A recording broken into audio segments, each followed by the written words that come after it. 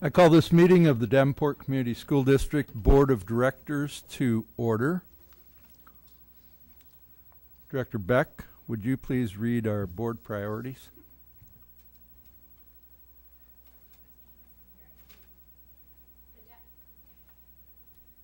The Davenport School Board establishes the following priorities to ensure the academic success of all students. Provide leadership and direction to improve the overall learning environment in our classrooms, schools, and district, including the health, safety, security, and happiness of students and staff. Direct and support actions, programs, and activities which reduce the impacts of poverty on our students, their families, and our community. Thank you. And Director Potts, would you please read our mission and vision statements? The mission statement is to enhance each student's abilities by providing a quality education enriched by our diverse community. Our vision statement is education that challenges conventional thinking, prepares all students to compete in a global society, and inspires our students, parents, staff, and community to answer the question, what if?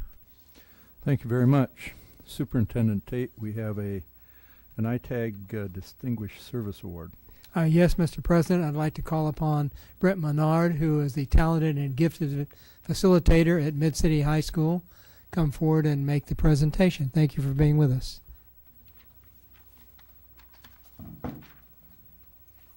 Good evening.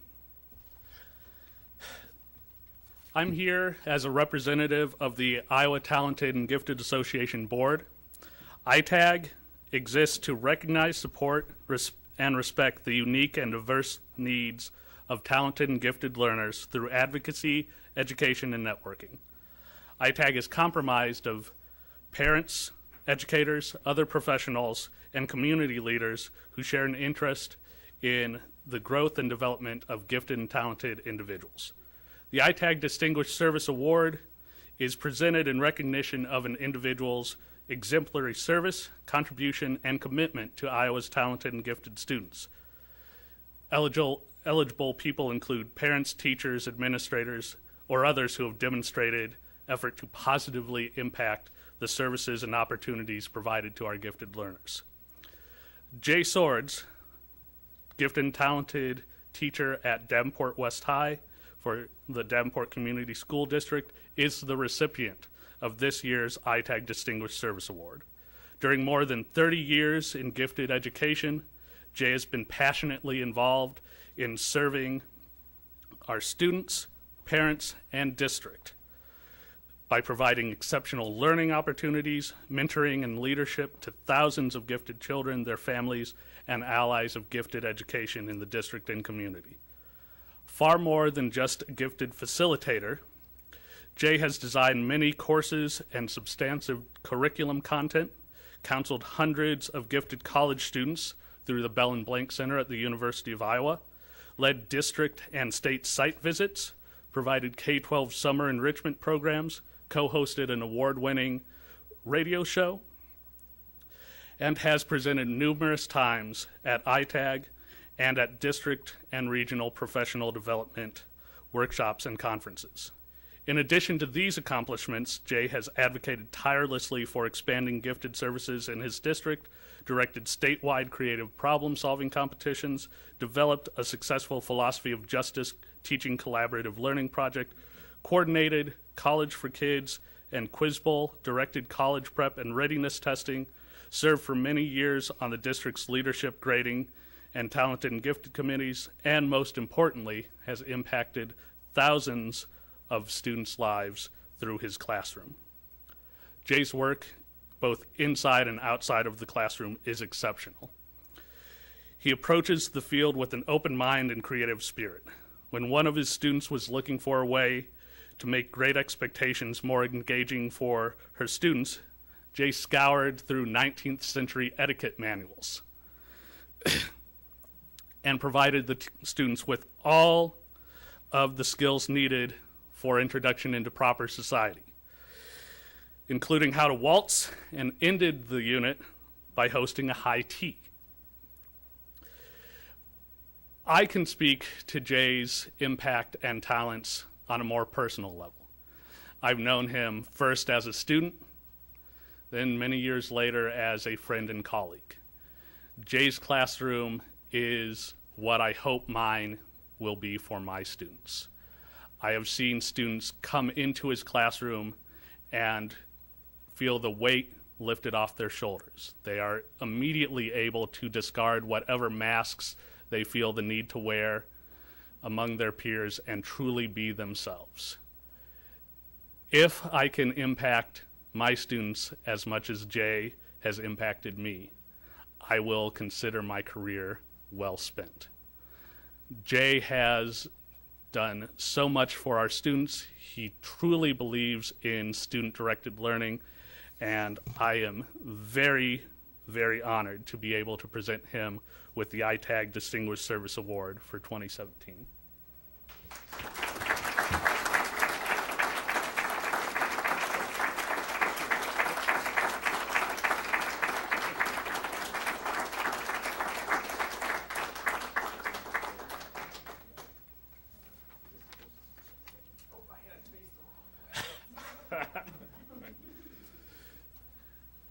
I'm hoping that I can steal 2 minutes of your time.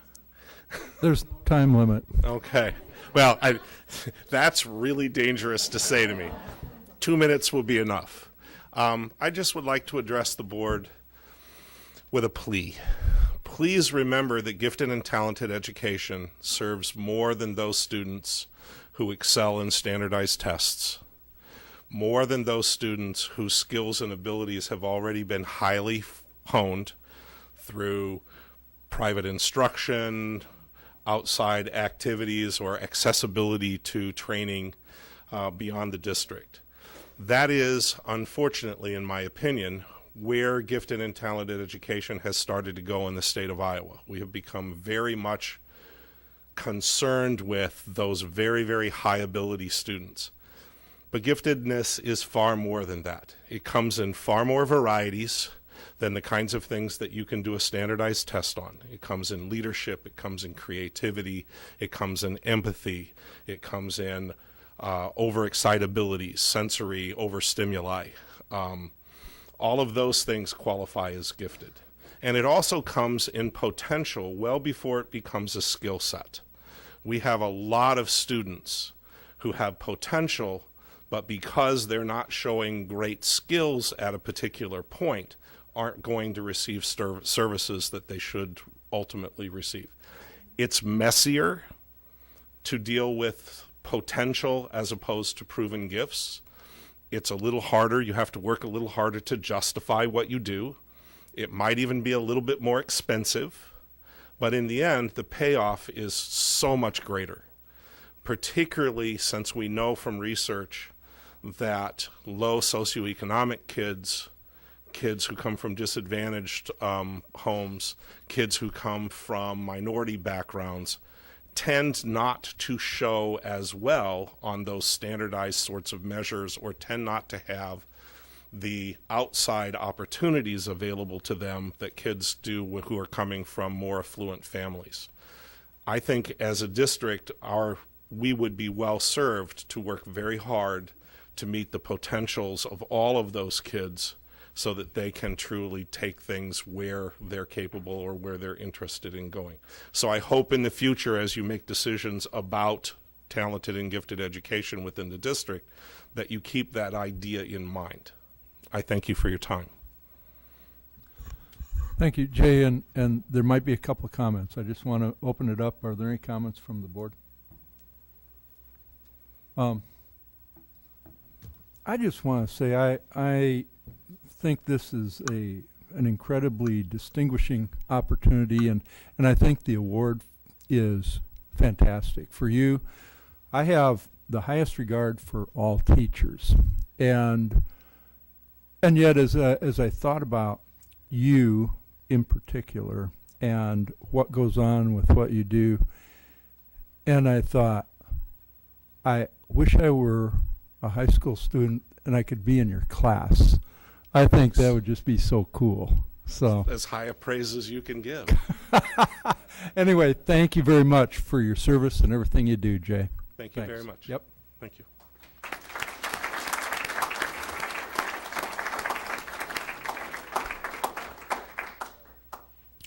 All right. We have a showcase. Superintendent Tate. It'll be Principal John Flynn to begin. Thank you for being here.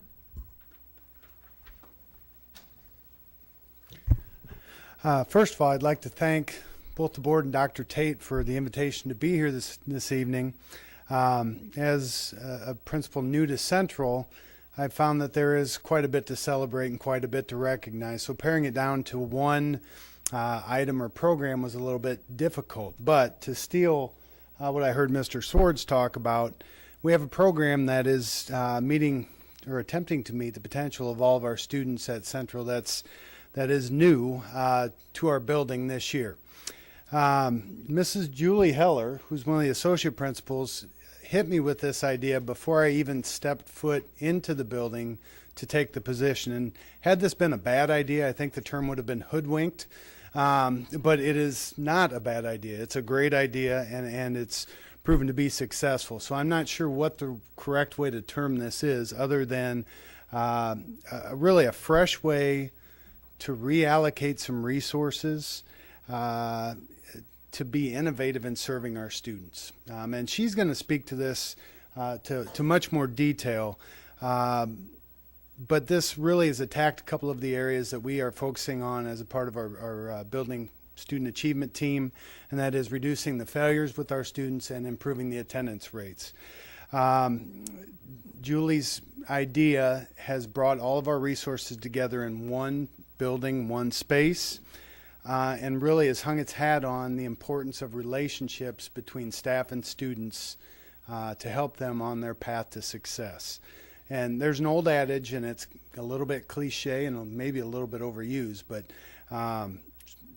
it goes that students don't care what you know until they know that you care, or something to that effect. And I think that our Success Center at Davenport Central High School lives by that credo. The people that you're going to hear from tonight are willing to do everything that it takes to help our kids succeed. So with that being said, Mrs. Heller, I'd like to turn it over to you at this point.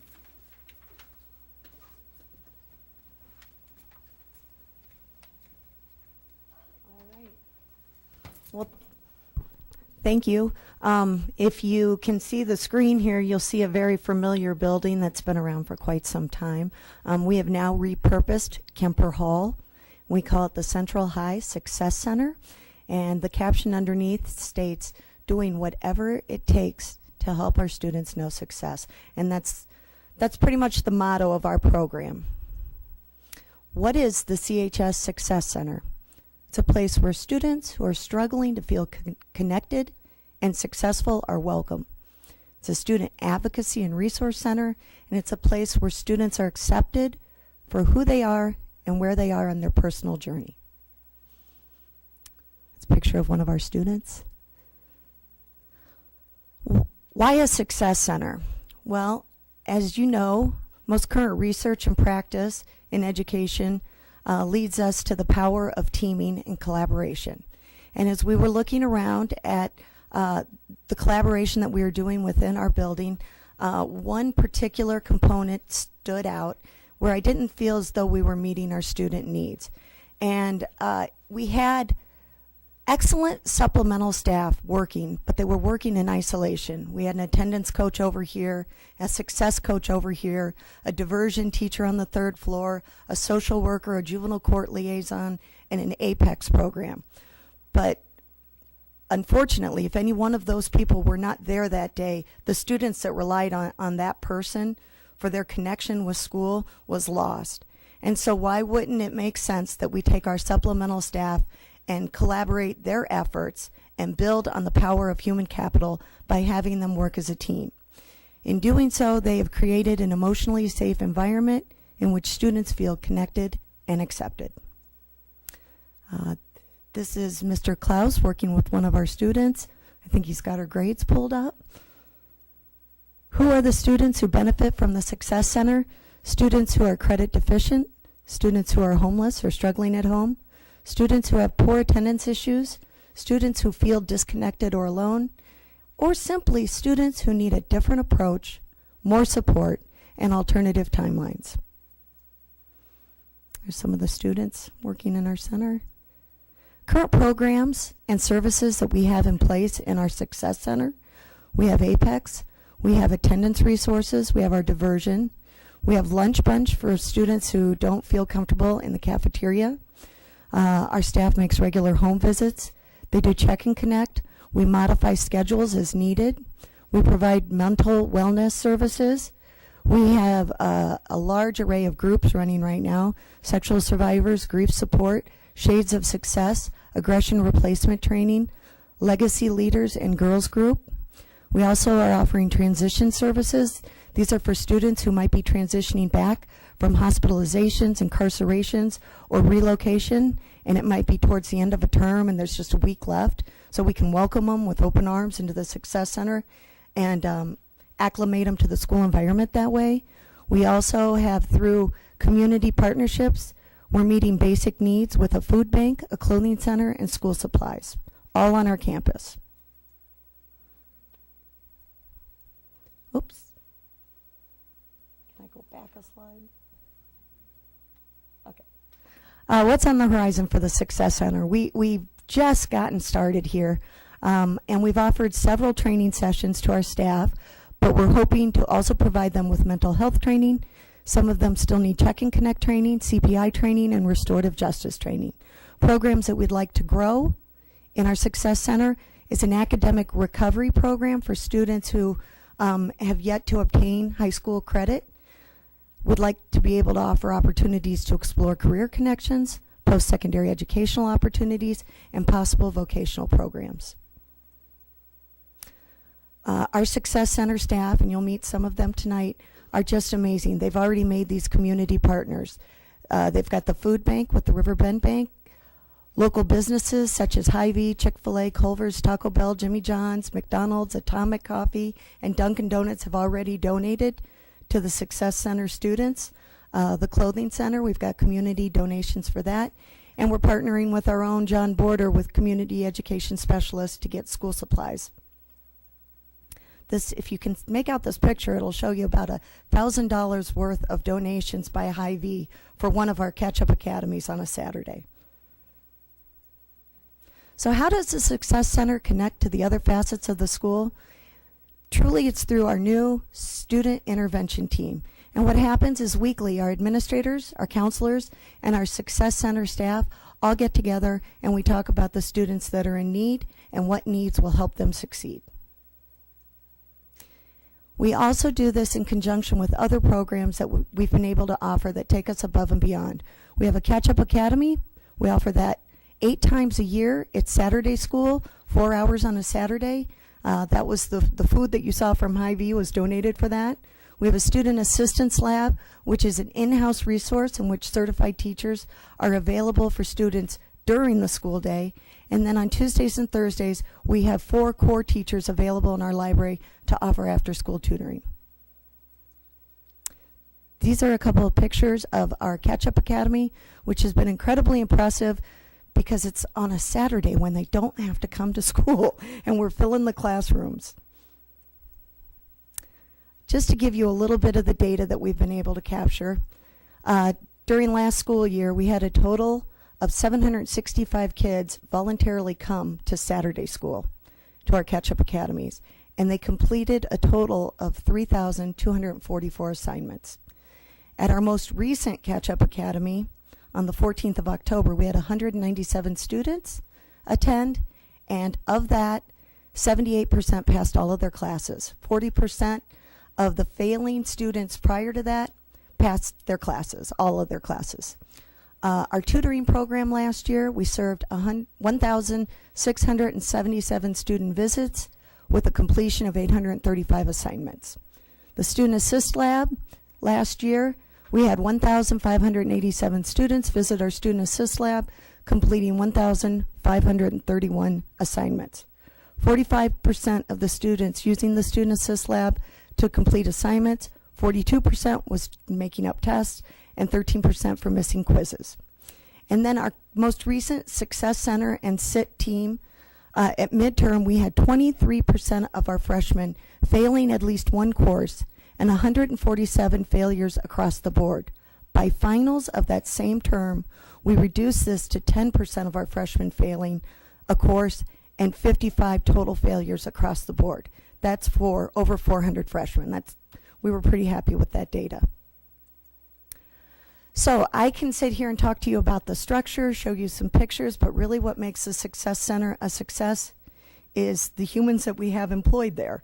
I'd like to introduce right now Troy Glaus. He's our success coach, Tim Gluck, our attendance coach, and Judy Werdinger, our social worker. And they will, in turn, introduce some of our students who I think have a few things to say. But I would just like to say I have the highest regard for these people because they go above and beyond. They don't wait for directives, and they do whatever it takes to make all of our students' gifts and talents apparent. So with that, I'll introduce our success staff.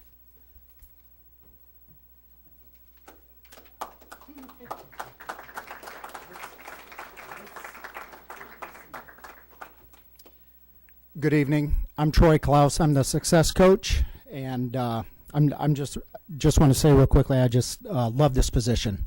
I love helping out these young people that are sitting behind me. A couple of them do want to say a few words tonight on the Success Center's behalf, but I'd like to introduce each of them, and if they'd like to stand up. Michael Osman, sitting right there. Destiny Van Heck, Annalise Scalisi, Joey Koenig, Tejan Carter, and Dominic Albendinger.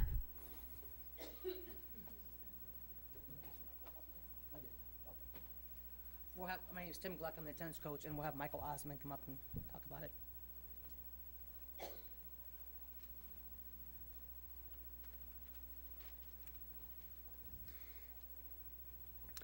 I am Michael Osman. I am in 11th grade.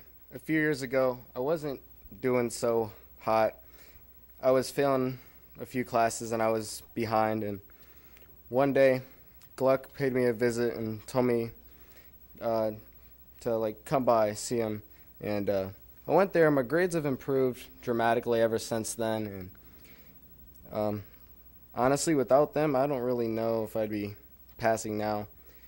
In the last 2 years, I didn't fail a single class last year, and so far I'm passing all of my classes.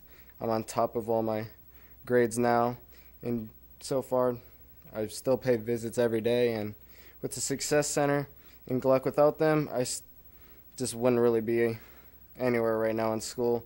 With them, they help me catch up on my credits and help me keep on top of all my classes.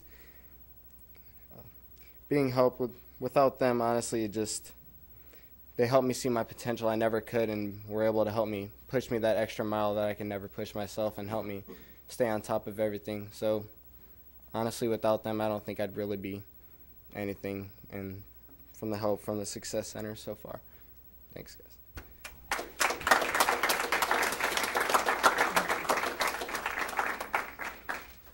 I'd also like to introduce, like I like to call him, my number one, Tejan Carter. He wants to say a few words.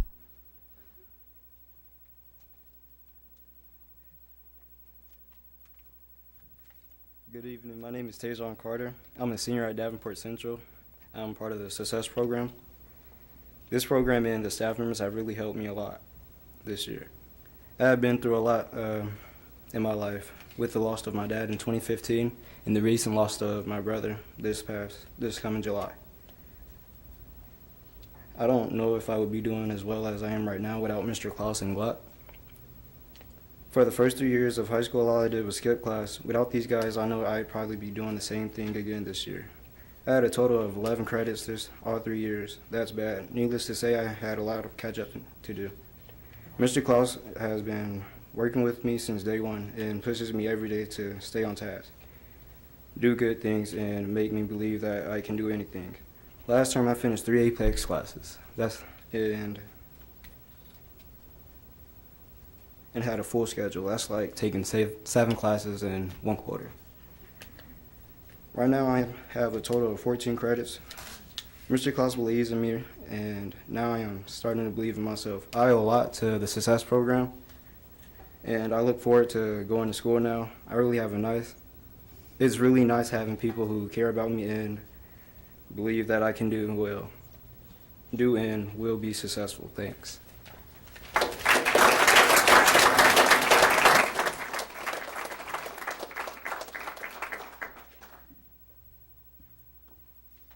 And that's our Success Center. Any questions? I'm sure there are questions or comments. Anything from the board? Director Hayes. How are these students referred? Do they just drop in, or counselors, or how does the referral process take place? Currently, our system is through the Student Intervention Team, which is a team that is formed at every school in Davenport. And we look at contributing factors such as attendance, grades, referrals, all those type of situations. And then the counselors are also at that meeting. So if a teacher has some information that's concerning about a student, they'll pass it on to the counselor, and then it'll be brought up at the SIT team. And we always approach it from what do we need to help the student be successful, and that's how we develop the interventions. So Now, are they there all day, or they drop in and out, or in just the Saturday class? great question. It's a very fluid program. As you saw, we have a very huge menu of interventions, and we just design it to the least restrictive that the student needs to be successful. And our intent is to get them out into the general population as soon as they feel ready to do so. So we don't have anyone who's in there all day right now. We have students who do check and connect in the morning and after school. We have some students that take an Apex course. We have students that come over for lunch or groups. So there's various levels of services being provided. Okay, lastly, if I'm having a bad day at school, is this something that I can just come over and get connected, or how does that happen? No, what we do is as we identify students who could benefit from the Success Center, they're rostered with one of the staff members at the Success Center. And so if that relationship has been established, absolutely, you can go over and connect with who's helping you through the day. If you have not been identified for the Success Center, you would probably use just your conventional means of going to your counselor, your principal, or other people within the building. Okay, thank you. Yep. Director DeSalvo. My question is for Tejan. Yeah.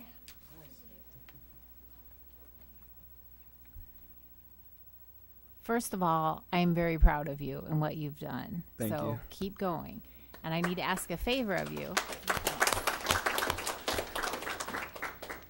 I want you to share this with so many other kids, because we see a lot of troubled kids, especially right now in the news, every single night. So I want you to share this with anybody and everybody that you can.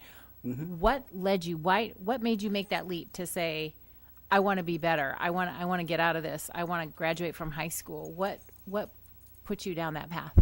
Well, when my little brother passed away, he really looked up to me, so I'm doing it for him. Good.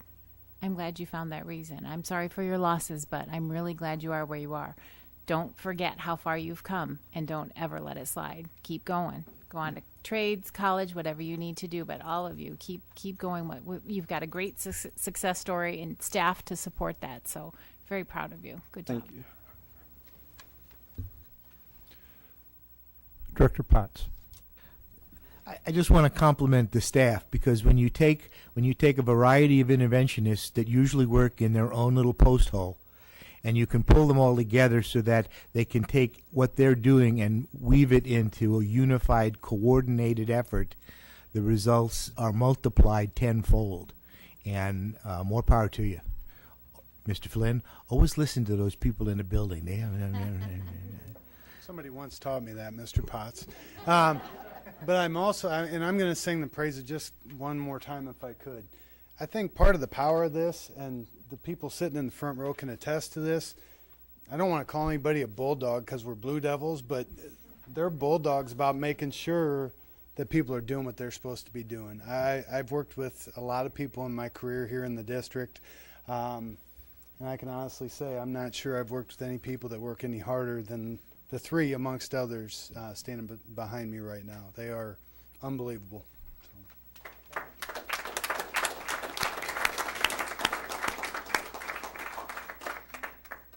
Anything else? Director Gosa. I just wanted to say, it sounds like a great program. Keep up the great work, and students keep up the great work too. I mean, it took a lot to stand up here and talk in front of all these scary people. But yeah, keep up the great work. Thanks. Anything from our student board members? Ditto? All right. Brilliant. Okay. And I think all I would say almost is ditto as well. I really I admire all of you. And I think Michael, your and Tajan's stories were inspirational. And it's exciting. It really is, because every person in here cares about every one of you. And it is so important. And the statistics that Mrs. Heller presented were amazing. And that's what this is all about. But every board member, the superintendent, every administrator, and everybody in your school and in our community. We have community members out here that are really happy for all of you. So I want to say thank you again to all of you students, Mr. Flynn, Mrs. Heller, and the rest of you. Thanks again. Great job.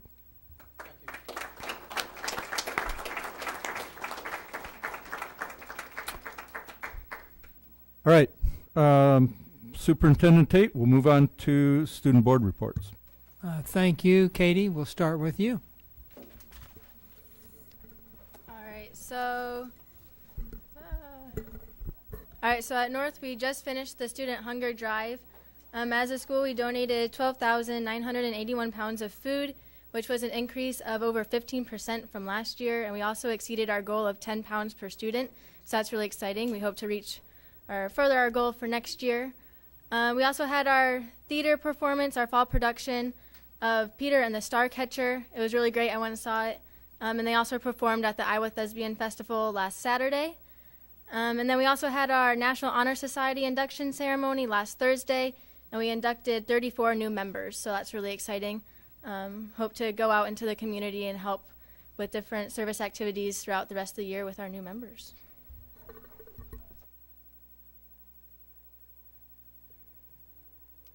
Are we on? Okay. Yep. Go ahead. So firstly, we would like to thank and congratulate Mr. Swords on receiving the iTag Award again. We've both benefited from his teaching on a both intellectual and personal level, and it's truly a well-deserved honor, we can tell you from experience. I agree with that, for sure. And now on to the student board report. For our food drive, we've, in total at this time, have raised over 59,000 pounds of food. We are second in our division, and that is a 55% increase from the total amount of last year's donations at this time. So this has been definitely a very good year for that. And our drama program as well did their fall production, which was called Arsenic and Old Lace, which I'm not really too familiar with it, but I believe it was a dark comedy about two women. Apparently it was really good from what people have said. So these students who were in Arsenic and Old Lace also attended the annual Thespian Festival that's held at Northern Iowa every year, and they said they had a great time and had a really great experience. From sports, in swimming, Courtney Schaefer broke the school record in the 50 free, and she now at the district meets, and she now holds 4 school records. And she was also named Regional Swimmer of the Year. She went to state and competed at the state competition in that individual event, and we had a great time. And then Clayton Nettleton signed with the University of Iowa to play baseball there next week, so we're very proud of him. Mm-hmm. And then we also had another student, a senior, Spencer Philman. He placed first in the congressional debate at the Bulldog Invitational that's hosted at Bettendorf every year. The first speech and debate tournament of the year, so there is a definitely really good beginning to this speech and debate season. And this weekend is also the Iowa All-State Music Festival, and West has the honor to send 5 students this year, which is definitely one of the biggest groups we've had in quite a long time. One of our students, Brady Pratt, he's also the first choir tenor to make it from our school in the last 7 years, so that was a really big accomplishment, so we're all very proud of him. All right. And then finally, Andrew Wright, who is our school board alternate, also ran in the state cross-country meet, with this being his 3rd state meet qualification, so congrats to him. Mm-hmm. Thank you, students, for the good news. We really appreciate that. Okay, thank you very much. We'll move on to board reports. Are there any? Director Hayes. Today we had a very productive poverty subcommittee meeting with food groups, and we had a representative from the food bank here, so we have some plans in effect that we're going to start with that and hopefully get a early jump on the student hunger drive for next year.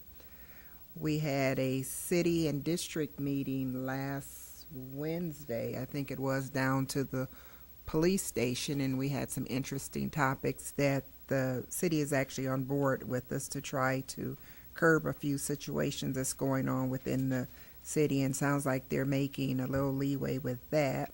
And I've also almost become a regular volunteering at the food pantry, so I'm still waiting to see some of my fellow board members there, especially my president.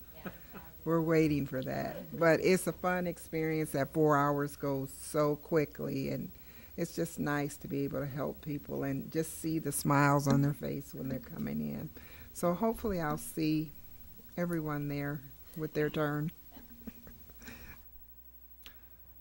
Director DeSalvo. We had our first legislative advocacy meeting a couple of weeks ago, 2 weeks ago, and I think the kids met. Did you meet last week? Tuesday. The Worth Less students met too. So we've kind of got some plans in action, but we need to reach out to you and some other folks, Mr. President, to get some things going. So a lot of things in motion and a lot of things to get done. Thank you. Director Gosa. It's kind of a dad report, I guess. I just wanted to thank the district for having like the class dojo and the campus portal, because that works out so great to keep track of my kids all day.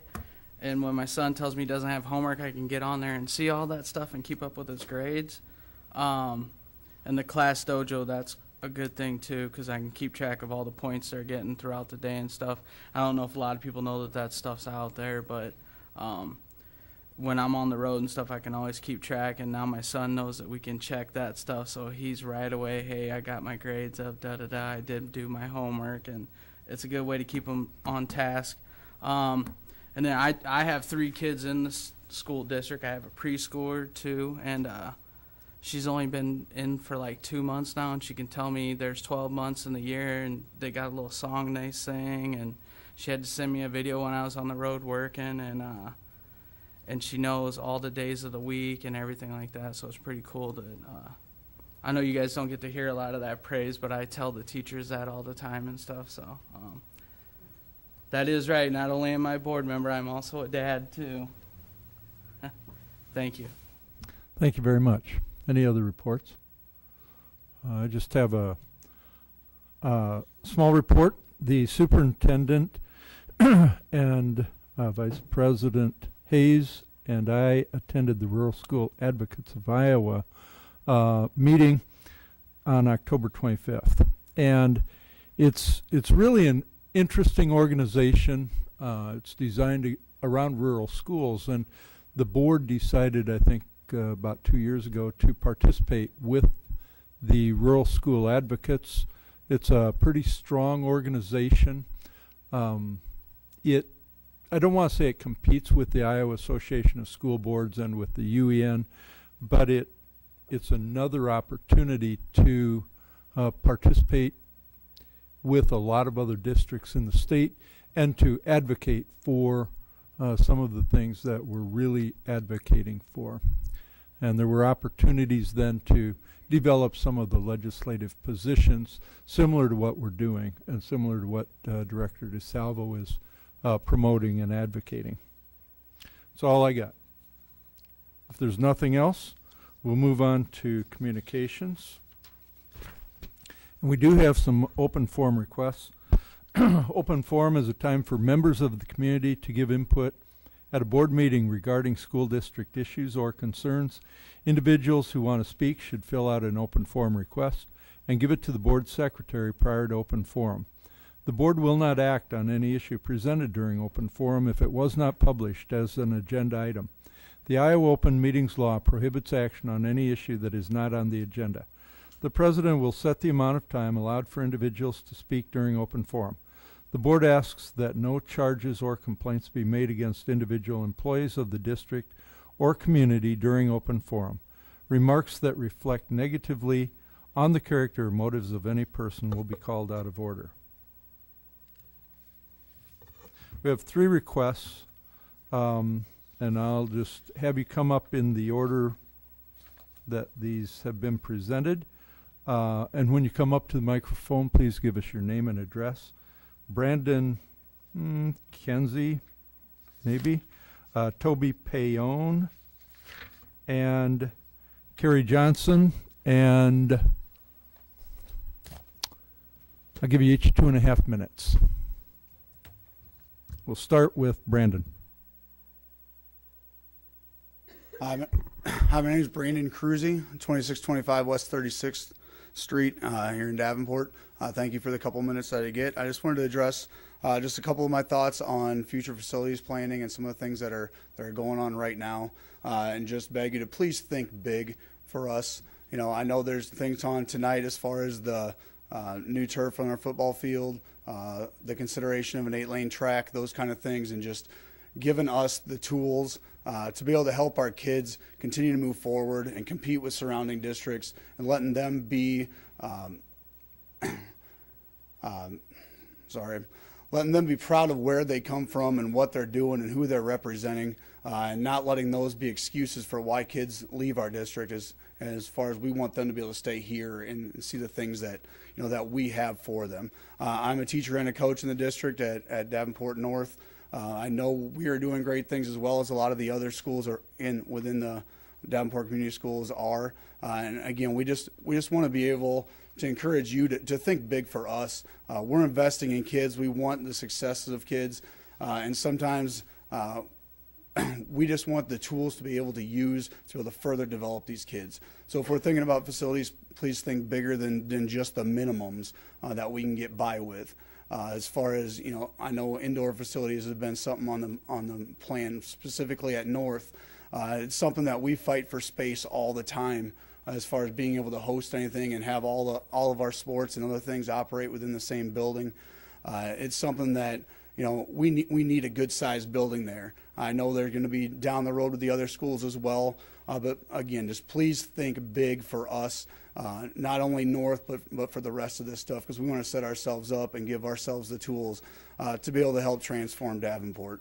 We're committed to our kids and getting our kids better, and I know we have your backing. We want to be able to have everything that's possible to make Davenport stand out compared to all the other schools around us as well. So thank you for your time. I appreciate it very much. Thank you, Brandon. Next is Toby Payne. Okay. So, Sherry, I don't have your information on the... Oh, it's Carrie. Carrie, yeah. Carrie, so Toby, you are not going to be... He would like me to... We're speaking on the same topic, and he would like me to go first. Okay, Carrie, you're up first. All right, thank you. Okay, so good evening. My name is Carrie Johnson. I live at 4713 North Main Street. I'm actually here as the current president of the Davenport Education Association, and I'm here to speak tonight to the board about the early retirement benefits portion of the teacher contract. After discussion with our members, we would like the board to consider honoring teachers, counselors, and nurses who have given 15 years of service to the Davenport Community School District with an early retirement incentive that follows the established formula we have in our current contract. We propose offering teachers with at least 15 years of service to DCSD the lesser of $15,000 or 30% of their last annual salary. We feel this proposal is mutually beneficial to the district as well as the teachers who would qualify under this arrangement. Decreasing the years of service would be a welcome thank you for teachers for their many years of dedication to the students of Davenport and would help retiring teachers transition into guest teaching roles. In addition, this proposal would benefit newly hired teachers by protecting their jobs from layoffs that might happen later on the school year. The DEA would welcome discussion with the board on this section of the contract and feel that we do need to move quickly on this matter. We ask that the board discuss and determine the appropriate action by mid-December, as teachers have to make retirement decisions by February 1st. We thank you in advance for considering this early retirement proposal. Thank you, Carrie. Now, Toby. Thank you, members of the board. Appreciate your time tonight. If you do take a look at the current Toby, I need your name and address. Oh, I'm sorry. Toby Payne, 2602 East 18th Street in Davenport. Thank you. First of all, I want to thank the board for approving an early retirement incentive in years past. There's one currently in the contract through the year 2020. It starts with 20 years of in-district service, and what the DEA is looking for is a reduction down to 15 years. This was in discussions with members of the administration, and we were asked to present it formally here to the Board of Education. It follows the line that's already in the master agreement. If you have your agreement, it's page 58 under side letter of early retirement incentive plan. And early retirement is a very important decision, if you will, both by the Board of Education and by employees who might take advantage of it. We know it, but it's primarily a budgetary tool. And we've had many discussions, both formally and informally, amongst ourselves regarding the future of the budget of the Davenport Community School District. So we ask that you look at it in that light. Carrie Johnson, the president of the DEA, did mention that the deadline for early retirement is February 1st for any employee, and we would ask that this board move on this question before the holidays. I've been a union representative for over 25 years, and I can tell you that most families make their retirement decision during the holidays. So if it's possible to have a decision made prior to the holidays, that would really be appropriate and helpful to those people who might look at it. So thank you very much, and have a great evening. Thank you, Toby, and thank you, Carrie and Brandon. We always really appreciate input from all of our community members, and we appreciate the thoughtfulness of these requests. And so we'll see what we can do. Thank you very much. We'll move on to upcoming events, and we were going to ask Director Mayfield for those. I would ask, Katie, do you have those in front of you? You do have them? Oh, you do not? Well, I want to see if any of the student boards, you do? Why don't you go ahead and read those for us then, Madison? Right. On November 15th, on Wednesday, November 15th, there will be an Urban Education Network meeting at the Downtown Marriott in Des Moines. On Thursday, November 16th, the Iowa Association of School Boards annual meeting will be held at the Iowa Events Center in Des Moines. The district will be closed for holiday on November 23rd and 24th. On November 27th at 6 p.m., there will be a regular meeting at the ASC in the Jim Hester Boardroom. On November 28th at 7:30 p.m., there will be a holiday concert at the Adler Theater. On December 24th at 5:30 p.m., there will be a Committee of the Whole meeting at the ASC in the Jim Hester Boardroom. And on December 11th at 6 p.m., there will be a regular meeting at the ASC in the Jim Hester Boardroom. Thank you, Madison. Move on to the consent agenda. May I have a motion? Is there a second? Second. I didn't catch who gave that. Okay. Is there any discussion? Okay. Call for the vote. Director Potts? Yes. Director DeSalvo? Yes. Director Gosa? Yes. Director Hayes? Yes. Director Beck? Yes. And my vote is yes. Motion carries. Thank you. I have a motion regarding approval of bills. Mr. President, Director DeSalvo. I move that the board approve the following resolution recommended by the administration for adoption of the bills from the bill listing periods of October 9th, 2017 through November 8th, 2017. Resolved, all claims presented to the board having been duly certified as correct by the secretary, reviewed by the administration and board members, and they are hereby audited and allowed as just claims and warrants drawn on the treasury for several amounts. Further resolved, the payment of claims and salaries be approved as represented for the period October 19th, 2017 through November 8th, 2017. Thank you. Is there a second? Second. Any discussion? Call for the vote. Director DeSalvo? Yes. Director Hayes? Yes. Director Potts? Yes. Director Beck? Yes. Director Gosa? Yes. My vote is yes. Motion carries. Thank you. Superintendent report.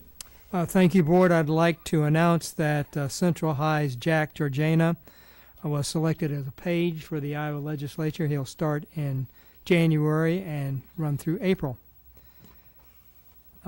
Coach Brian Heller of Central received 2 recognitions, one as the MAC Coach of the Year as well as the Regional Swim Coach of the Year. And we've recently had 2 parades, the Halloween Parade and the Veterans Day Parade, and in both cases our 2 ROTC units participated in those, and the Veterans Day Parade was very cold, and it was nice to see them out there. They're just a great attribute and representatives of our district.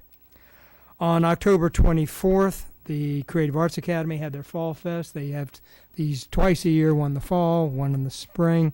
About 400 people with parents, students, community members of the Figge Art Museum making their presentations and performances. And the 6th grade made up their own song, words and music, When I Dream of October.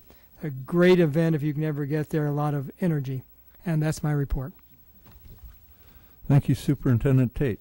We'll move on to other items requiring action. May I have a motion regarding approval of SBRC application for modified supplemental amounts for open enrollment out? Mr. President, Director DeSalvo. I move that the board approve the administration's recommendation for the application to the School Budget Review Committee for $653,827.20, or the maximum amount in modified supplement amount for open enrolled out students not on the previous year's certified enrollment for whom the district will pay tuition in the current budget year. The district intends to levy cash reserve for this amount. Thank you. Is there a second? Second. Is there any discussion? All right. Call for the vote. Director DeSalvo. Yes. Director Hayes. Yes. Director Potts. Yes. Director Beck. Yes. Director Gosa. Yes.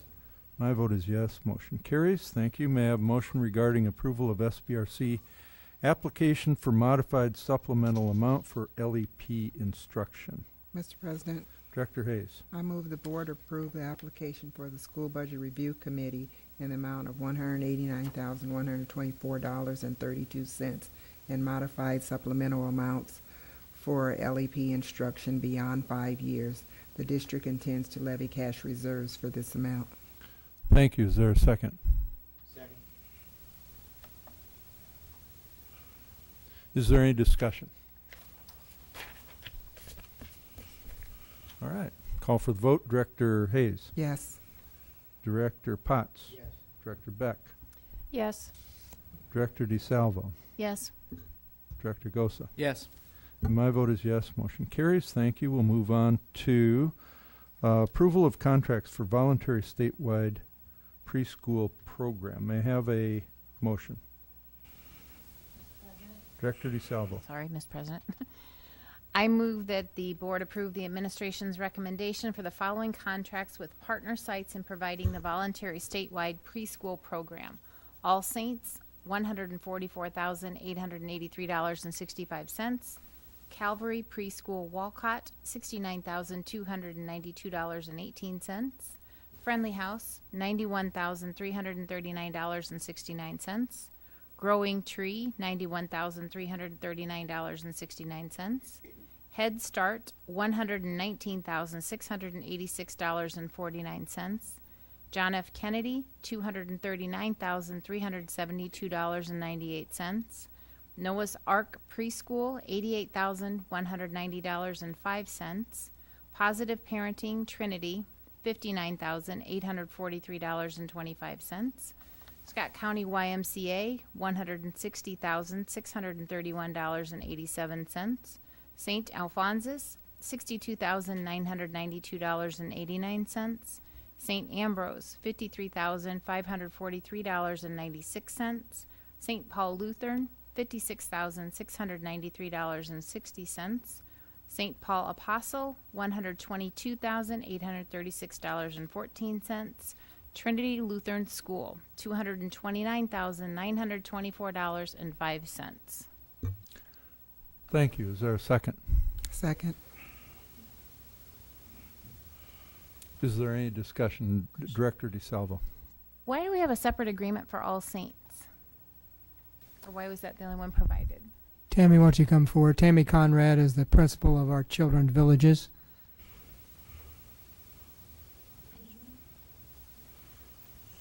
I just noticed we had an agreement listed here for All Saints, but that was the only one that was kind of pointed out, and I wondered why that was. Let me pull that. That was in our attachments. Oh. They're all the same. You just put in one that was okay.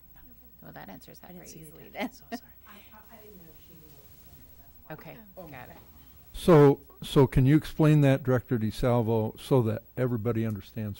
So in our documentation, documentation online, we were provided an attachment of the agreement for All Saints preschool only, and my question was, why were we only given that one? But it sounds like they're all the same. We were just giving that one as an example. Yes. Okay. Each site has their own contract that they receive. So And I have one it more looks very question similar. then. Sure, Director DeSalvo. Why the different amounts? Is it based on enrollment? Yes, it's based on the October 1 count the previous year. Very good. Thank you. You're very welcome. Director Beck. Forgive me for being new to this, but we are a public school system, but I know that we're hosting preschools. It looks like in religious schools. Is there an issue there with? We don't technically host preschools. Okay. But they run the preschool for our students, and we pay for that. Our students, the city of Davenport students, I guess you could say. Okay. This started back about 9 years ago when the state started the statewide voluntary preschool program. Right. And from what I understand, and Rachel could maybe speak to this also, because I was actually at All Saints when this all came about as an associate principal, and we jumped on board then. And what they wrote into the contract, they meaning Davenport Schools, was the agreement to partner with community sites. Okay. So, right, John, you want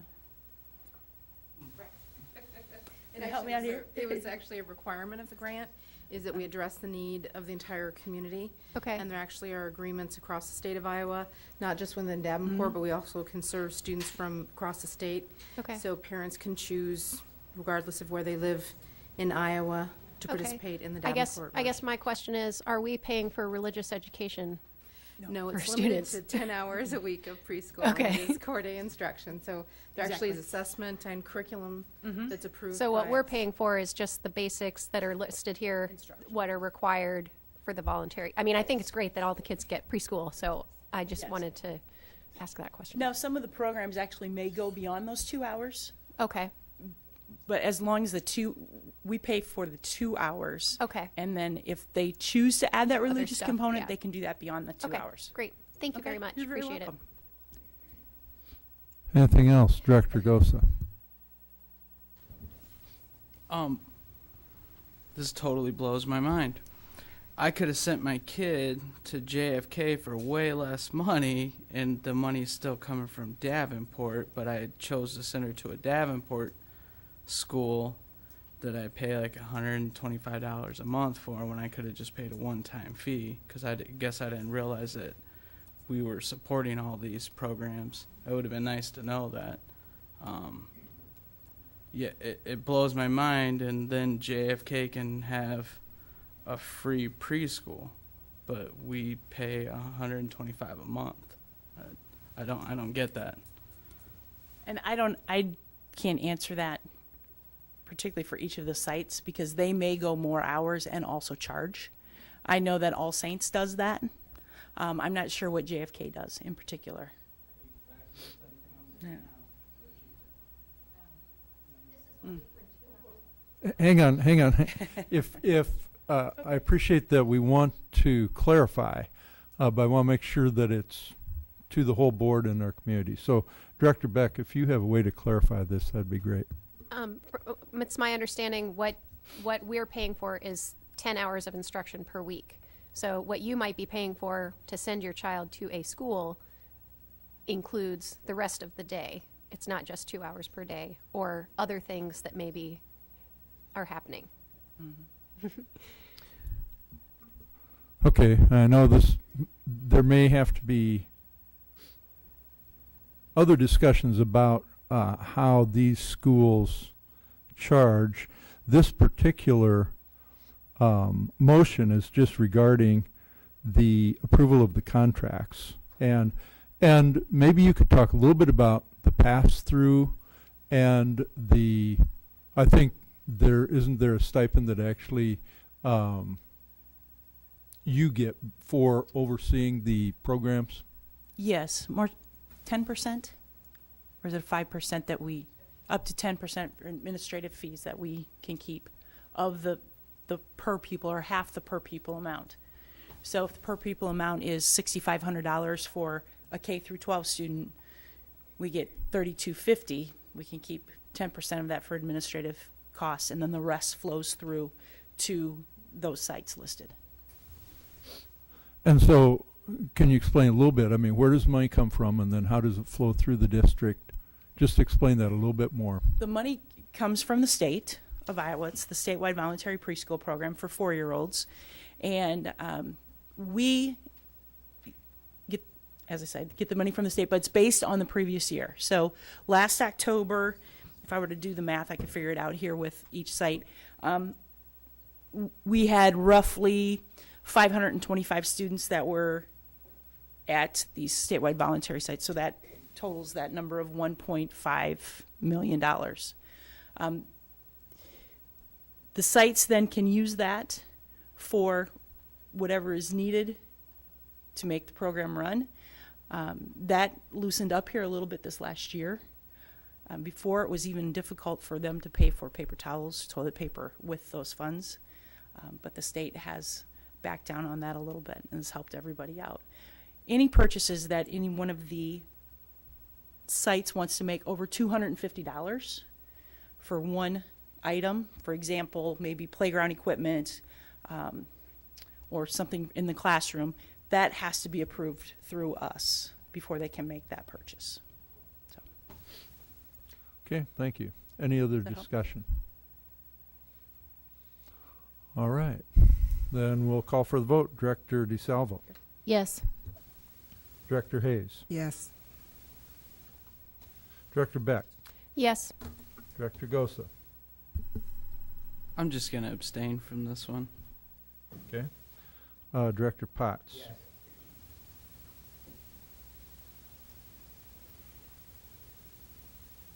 I'm going to abstain also for the reason that I'm a member of Trinity Lutheran School.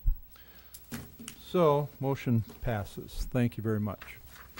Move on to, I'm sorry, I'm a member of Trinity Lutheran Church, not school. I apologize for that, but the two are significantly linked. All right, we'll move on to next motion, approval of Brady Street Stadium turf replacement and renovations project. May I have a motion? Mr. President, Director Hayes. I move the board approve the Brady Street Stadium turf replacement and renovation project with the 6-lane track and project budget of $2.39 million. Thank you. Is there a second? Second. Superintendent Tate, did you want to make a few comments before we have a discussion? Yes, I did. The original plan for the project was a 6-lane track, and after that was proposed, a second proposal came forward to make an 8-lane track. Rather than having a very confusing motion where there's two options, I asked that it be presented as a 6-lane track, and we can have some people talk about why the 8-lane track has been proposed, the pros and cons about having that, and the additional cost. If during your discussion you decide that you in fact do prefer to have the 8-lane track, then you would have to amend the motion to say 8 instead of 6, and for the different costs which we have here. So I just want to try to keep it very simple. This is much like the pool. If you remember, we went through the 8-lane pool with the extension on the end, and we did about the same thing. So the motion is for 6 lanes, and I now expect someone's going to come forward and suggest why you should consider 8 lanes. When you say that, I mean, there's no hearing here. No. You're talking about one of the administrators. The administration, Okay, yes, thank sir. you. Yes. Did you want to do that before the board has a discussion? I think I'd like to, just so at least you've got both options out, if that's All okay right. with the board. It's okay. You see there are Maloney? additional costs, and there are some additional benefits, and Mr. Scott and Mr. Flynn both had planned to make some remarks about that. And I also need to point out that on this item and the following item, the design fees, I have a little dyslexia error there, where it says 124,500. That should be 142,500, and that will be true in the next item as well. So I'll mention that. And with that, Mr. Scott and Mr. Flynn. Good evening. So I talked to the athletic directors at each of the high schools to get a little bit of input. And we've kind of gotten to this point from years ago, probably 10 to 12 years ago was the last time we did the turf. And during that time, there was the knowledge that we couldn't fit an 8-lane track in there. And so in going through the process, of course, when the track was reconditioned last time, the turf was done, no changes were made to it. So we got to this point, and working through Mike and working through the architect and finding out exactly at the state, we found out without moving our big concrete stadium, we could fit 8 lanes in there. So that's the start of the process of how we found out. So we felt like we should bring it to the board. What the 8-lane does for us, it does allow us to host district meets. And what that is a state qualifying meet, just as our pool just hosted, I think 2 weeks ago, down at Central. And it does rotate, so it rotates around other stadiums. It's not a guarantee that we would have it every year, but it does make it an option for us. One of the other comments that the athletic directors made was it would make our current meets move more quickly because we'd be able to run 8 runners in some events, not in every event, but in some events would move more quickly. It's pretty much standard at most of our other large schools. I don't know, I did some research on it, but I didn't find any other large school that didn't have an 8-lane track. It has the ability to grow current events, so we can invite more teams to our track meets that we have. One of the other things I thought about is it would also maybe attract some youth track meets that would want to host them here because we'd have 8 lanes, whereas if I had the choice of hosting a youth track meet, I'm going to rent a different facility in a different location because the opportunity to get through my meets and have more kids running also. So it may bring opportunities to us that we're not aware of. I do know that it's an increase in $400,000 in the budget. I am an advocate for the athletic facilities, so I understand that saying that. I know there's monies to be spent all over the district, and so $400,000 is a lot of money. So, I felt like I needed to bring it to you. I also had in the conversation with talking with the West AD, he even brought up the point, well, if we didn't spend it there, could we spend it on a different athletic item then? And I pretty much said, well, it just goes back to the 10-year plan. The board would determine. We don't earmark the 10-year plan. That's an athletic money. And I'd say finally, I did check on the soccer because a comment came in if narrowing in the track, what would it do to the soccer field? And actually, the central field at Brady Street for soccer would still be our largest soccer field compared to what we have at North. The field that we have at West, and so their soccer field would still be considered our largest field, even with bringing the lanes in. It really only comes in on the east side of the stadium because we have 8 lanes on the west side of the stadium currently. And I think that's it. I know Mr. Flynn had a couple other comments, and I have him come up at this point. Well, I have a little different spin on things, I guess.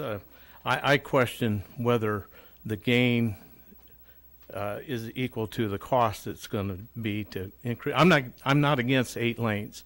I'm an old track coach, and it's nice to have, but I'm not sure we're going to gain from it what is going to cost us to increase from 6 to 8. Mr. Scott was right. The potential to host the district meet is there. Nearby, we've got Pleasant Valley, we've got Clinton, and we have North Scott that already have 8-lane tracks. At best, we might be awarded a district meet once every 3 years. And quite honestly, we make no money at those. The only people that make money are the booster clubs when they sell their concessions. We'll get a percentage back of the gate at some point in time, but I can tell you this year, if you hosted a district football contest, first round, you get 11% of 15. If you bring in $15,000, you get 11%. So it's like $1,650. Not a big payback. Other sports would pay less, and again, you got the Boys and the Girls Association. They're kind of two different entities, even though they're pretty much in the same building. They don't think the same, so that the costs and the reimbursements would be different there.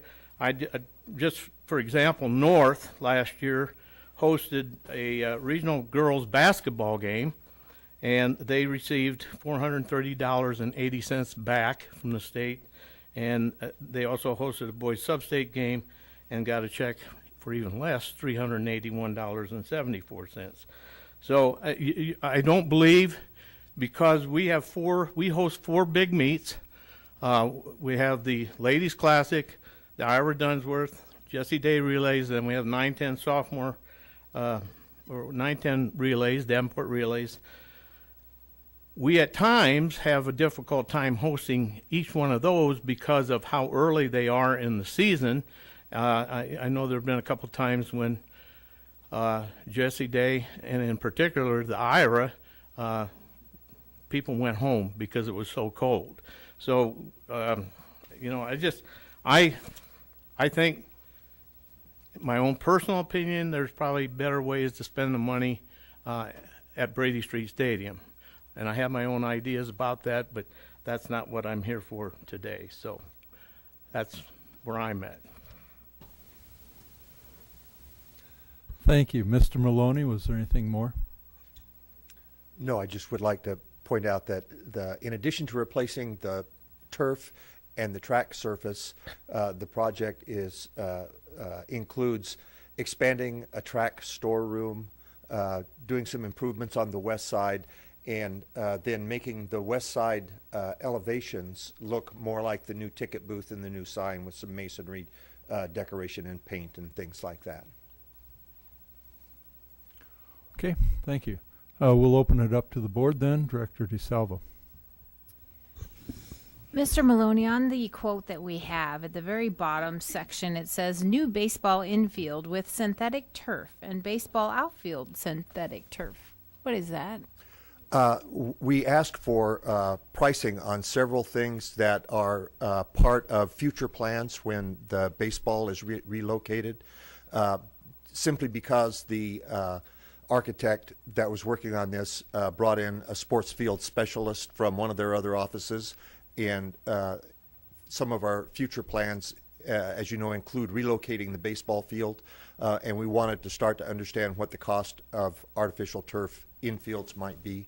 And so we got that estimate. It was never expected to be included in this project. Okay. That's it for now. Go ahead, Elsa. Director Beck. Does this also include, for example, the long jump pit renovation of that as well, the sand pit and all that? Yes, there will be an improvement in both of the D areas and new covers for the long jump pit. It currently is kind of a trip hazard, actually, and we're going to have new covers that make it at the same elevation as the field with the same turf covering and all that. Director Gosa. I'm all for doing the 8-lane. I mean, we're supposed to be the district of distinction, and we're behind everybody else. I mean, we're a big enough district that our sports team should be able to compete and have good facilities to compete in. It's, never mind. Director Hayes. Mr. Maloney, as far as the 10-year plan goes, is this falling like in line with where we should be now, or has it been moved forward, or is it projected to be now? It was originally budgeted in FY 18-19.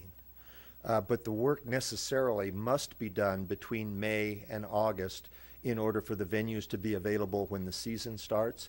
So we are trying to get a head start on the fiscal year by starting the project right when school is out in May, maybe a week before school is out. It's trying to line the project up with the sports schedules for all the spring and fall sports that use the stadium. So we're kind of moving it up a couple of months. Go ahead. And what fund will these monies come out of? That would be coming out of beginning fund balance. Okay. Thank you. Director Potts. I have a question. If I understood you correctly, there's 8 lanes on one side already, and we would be adding 2 lanes on the east side? Yes, on the west side, for when we just do the sprints, there are 8 lanes right there. But when we do the entire track, it would just continue those along the inside part of the football stadium. The current How far in then does that shrink the sidelines for the football teams? No, we have more room than many of stadiums. I was just watching Central play at North Scott, and we have probably twice the amount of room from the inside lane of the track to the football stadium. Even in the new model, we'd have twice the amount of distance. Okay. The track, the oval, becomes elongated somewhat, so it's longer and narrower rather than, it doesn't intrude quite so much as you might expect on the existing field. The existing field will be moved to the west somewhat as well, because it currently is not in the center of the stadium. Anything else? Director DeSalvo. The track equipment that will be stored, is that would be universal equipment for all the high schools, anybody that uses the facility? Yeah, there's a storeroom on the southwest corner where track equipment is currently stored. That area immediately outside that will be enclosed to provide additional storage. Okay. I'm sorry. Go ahead. We're going to talk in probably a couple weeks about taxes and proposals and increases. Is that calculated into this? Or you said when you answered Director Hayes' question about where the money would come from? Nothing in the 10-year plan relies on an increase in any current levy. Okay. The 10-year plan is based on the current levy rates for PEPL, the current revenue assumptions for SAFE. So everything in that 10-year plan is included? Everything in that 10-year plan currently Okay. is funded by current revenue streams. Okay. Very good. Thank you. Anything else? Director Beck. Not having been through one of these resurfacings before, I know other groups use the field and the track, like youth sports and things like that. Is there going to be an issue in the future once this is redone with other groups using the facilities as well? I don't think that there would be any change in Okay. the outside use based on the resurfacing. Okay. Anything else? Director Potts. I would just say I think I would be in favor of the 8 lanes. Anything else? Well, I tell you, I've got a few comments and questions. First, I want to thank Brandon for the comments about thinking big and for coming up and speaking to the board and to the community about this. Relative to the urgency of this project, how important is the vote tonight?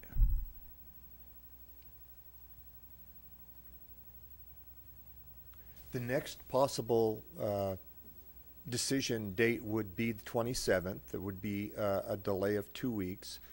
And by the 27th, it would be pretty imperative to have a decision, as we want to get the architect started on construction drawings and have it out to bid by about late February, early March, in order to proceed timely with the construction work in May. So it's not essential this evening, but I think it would be very important the 27th that a decision were made for certain. And that's if we were to want to complete the work next summer, which is what you're proposing. Yes. What do you believe the sense of urgency is to completing all that work next summer, as opposed to pushing it off, say another year? We originally went to the athletic directors and to Mr. Scott and explained that the funds were budgeted in FY 18-19, and given the necessity to do the work between May and August, that we would start planning in the fall to replace it in the summer of 19, because that's when the current funds are available. This, I believe, is the 11th year of a facility that was planned to be a 10-year life. Every year, the resilience of that turf is tested. It passed this past year. If we let it go to where it doesn't pass, we would have some liability issues about injuries and things like that. So we think that it's best to do it this summer if possible.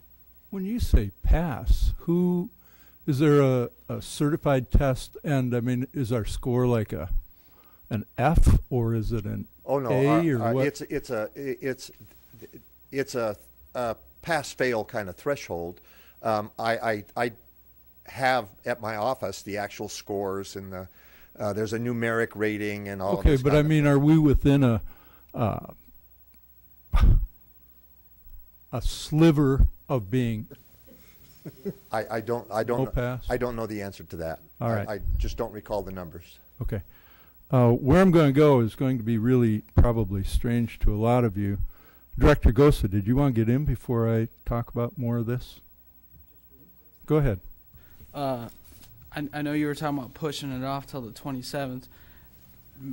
The way I'm thinking about it, the sooner the architect can get on it, we don't wind up with a bunch of change orders and stuff like that. They have plenty of time to plan it out and work all the kinks out. And then to your other question about the turf, my son plays on that field.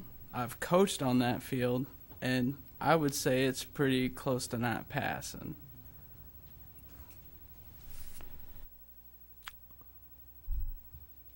Mr. Flynn, did you have something else you wanted to add before we continue? Well, yeah, I don't want, right now I don't want to talk about the track. I want to talk about the turf, and I can tell you that the turf is in bad shape. And what we're talking about is a compression test that they do every year. Before our first game there this past fall, we had to have someone come in, actually came from St. Louis, to repair parts of that field where the seams were coming apart. I was on that in the pile of the actual grass. If you go to any of the corners of the field, it's almost normal like it was when it was brand new. If you go out on the field, you're right. It's almost dangerous now. And the seams, I'm sure we'll have to have some more. If we don't get on it, we're going to have some more repairs. And honestly, if we hadn't done that right away at the beginning of the season, referees could have come in and said, we're not playing here. We're not going to allow you to play here. And they can do that. So. Okay. Is there something else? Because when I get going here, I'm going to take a few minutes. And it may be hard to follow. Okay.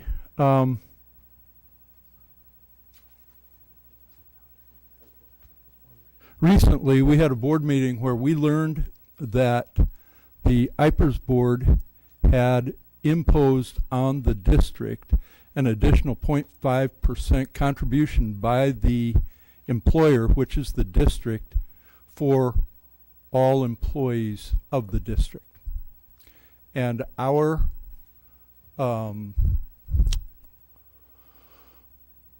I haven't worked out all of the numbers because I just really started to get worked up over this afternoon and started to try to find information. And I'll tell you that I am really fired up about this. The IPERS board, and I'm going off of information that I received from our lawyer and from Margaret Buckton. I haven't had a chance to read everything, but my understanding is that the legislature sometime back abdicated their responsibility with respect to this particular issue, and they gave that authority to the IPERS board to make the decision on the IPERS contributions that would be made to the employees. They're supposed to have an actuarial responsibility, the way that I understand it. Again, there's a lot of stuff involved here. They have the authority to impose up to a 1% increase in contributions per year. And when you think about that relative to SSA, the amount of money that we get from the state, that we get to spend on our expenditures, 1% is really significant. Now, the IPERS board has not been doing that, but they are imposing, and they have this authority to impose.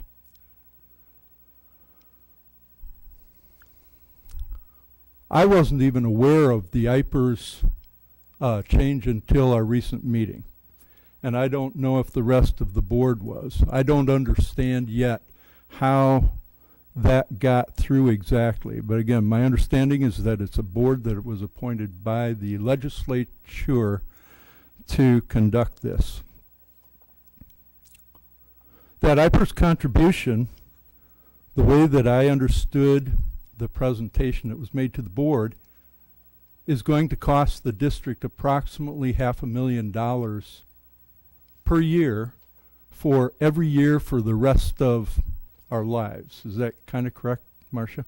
So that's $500,000 that we will not get. That comes out of the general fund, I believe, which is the same fund that pays for our employees. What that means to me is that for us to fund the IPERS contribution portion that the IPERS board has assessed on our district generally means that we're going to have to eliminate 9 positions in our district. To me, that's abomination. I am so incensed over this that here we are, we have a $7 million bogey coming up that we're going to be talking about. We've got to reduce our budgets. And now on top of that, the IPERS board says, oh, well, guess what? You have to find another $500,000 and spend it on contributions. Now, I'm not opposed to the contributions. What I'm opposed to is our legislature not having the fortitude to do what's right. This ends up being an unfunded mandate that is put on to us by a board that was appointed by the legislature.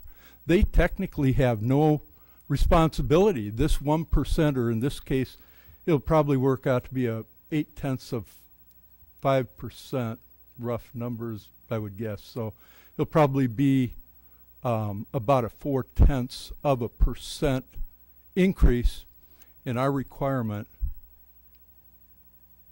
to make this payment. The legislature has technically no responsibility. Where I'm going is that this IPERS contribution was not foreseen by the board. It was not foreseen, I think, probably by most of us. we have talked about methods of, and we have a policy where the board has a responsibility, and the district, I think, also has a responsibility to prioritize projects that can affect positive changes to the general fund. One of those, as a for instance, is energy conservation. And what I believe here is that we are prioritizing this project over something like, and I'm not saying that we got to go into energy conservation, but I am saying that for us to prioritize a track, and I understand the need, and I understand it's got to be safe and all this, and I suspect there may be ways to extend the life, I don't know.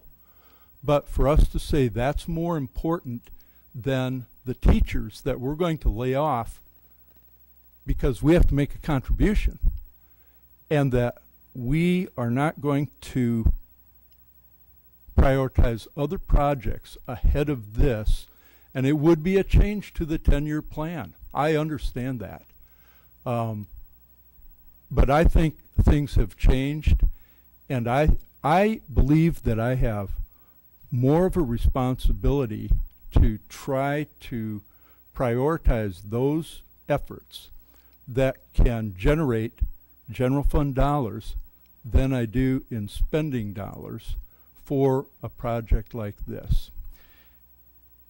I know this has probably confused a bunch of you, perhaps even my fellow colleagues.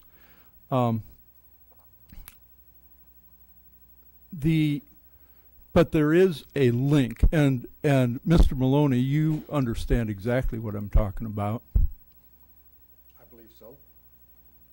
Can you express it, articulate it in any manner that might be more understandable?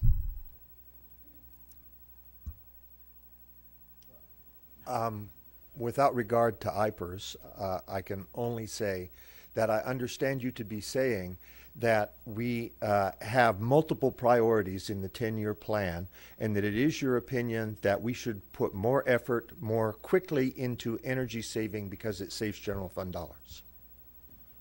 But it's not just, that's part of it. The thing about IPERS is that just got forced on us recently. That represents 9 positions approximately in our district that are going to just disappear just because of that change.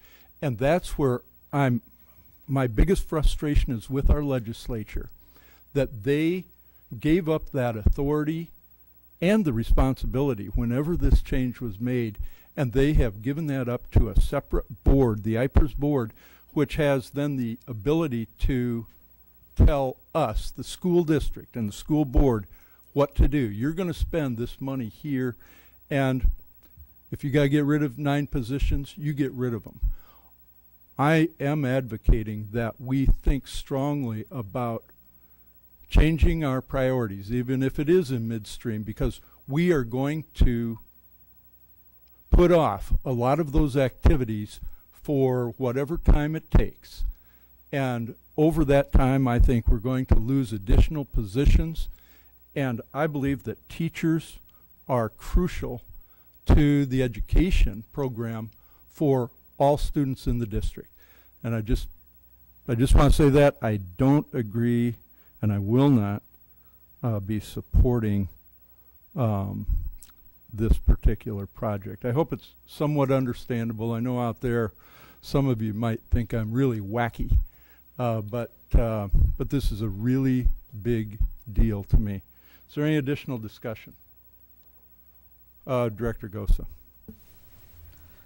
How much monies are allotted every year out of the Save and Pebble Fund to do improvements?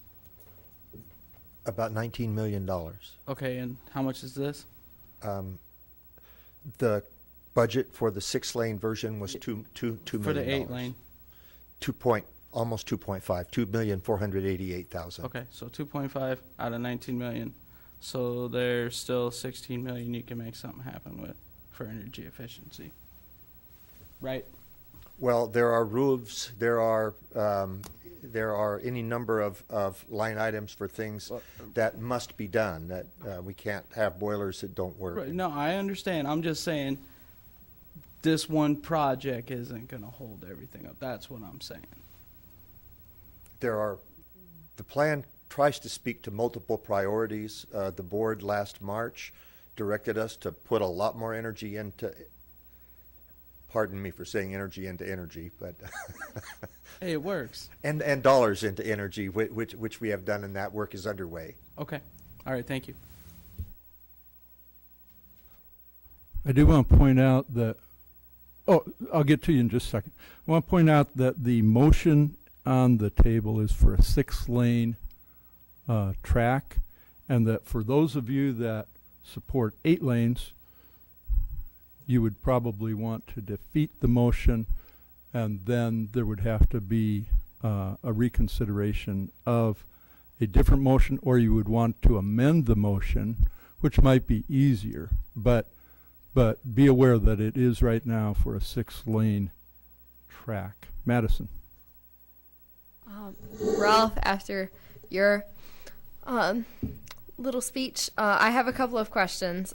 First of all, when you talked about 9 staff positions, is that 9 additional positions that we would have to consider cutting this year? Yes, I'm not sure when the IPERS contribution change takes place, July 1st. And so we made the decision within the last few weeks, because basically we had to, that we are going to incur that additional $500,000 or $460,000, something like that, per year for the rest of our lives. That will be our responsibility. And that will start apparently July 1st. Right, but the plan was to cut, 26 positions already this year? So is that 9 additional positions on top of that? As far as I know, that would be. Is that correct, Marcia? Yeah, an additional 9 positions, not to cover our original bogey, but to cover the imposed IPERS contribution. Okay. Does this contribution impact all districts? Does every district in the state of Iowa have to make this contribution? My understanding is that it would, and that since it's from the IPERS board, it would affect all districts, and most likely they, because it is an Iowa pension program, and so they tell us that the employer has to contribute this % and the employee has to contribute a different %. Okay. Shouldn't there be some lash back from some other districts? Like, shouldn't some other districts be protesting this? Won't it be a significant cut into other districts' funds, not just ours? And if it seems to be from what you're saying, it's an unfunded mandate from an entity that was appointed by the legislature but is not the legislature, so should not have the authority to do this. Is this even legal? I imagine it's legal because the state set it up. And I think you're right, it affects all districts, probably in virtually the same manner, because all districts probably have a majority of their budget is in wages and benefits. And that's where this ends up falling. And that's why I was guessing that the overall effect is probably about 0.4%, but that's a guess at this point. But thank you for understanding what I said. Yeah. Did you have more? One more. Funding for the renovations. We talked about priorities out of the general fund, but some of this comes out of a different fund, right? Stuff that's purely set aside for structural needs. So could that impact how we prioritize? It may. My intent in having the discussion was to suggest that there are types of projects that can prioritize reducing the amount of expenditure out of the general fund. For instance, energy comes out of the general fund as well.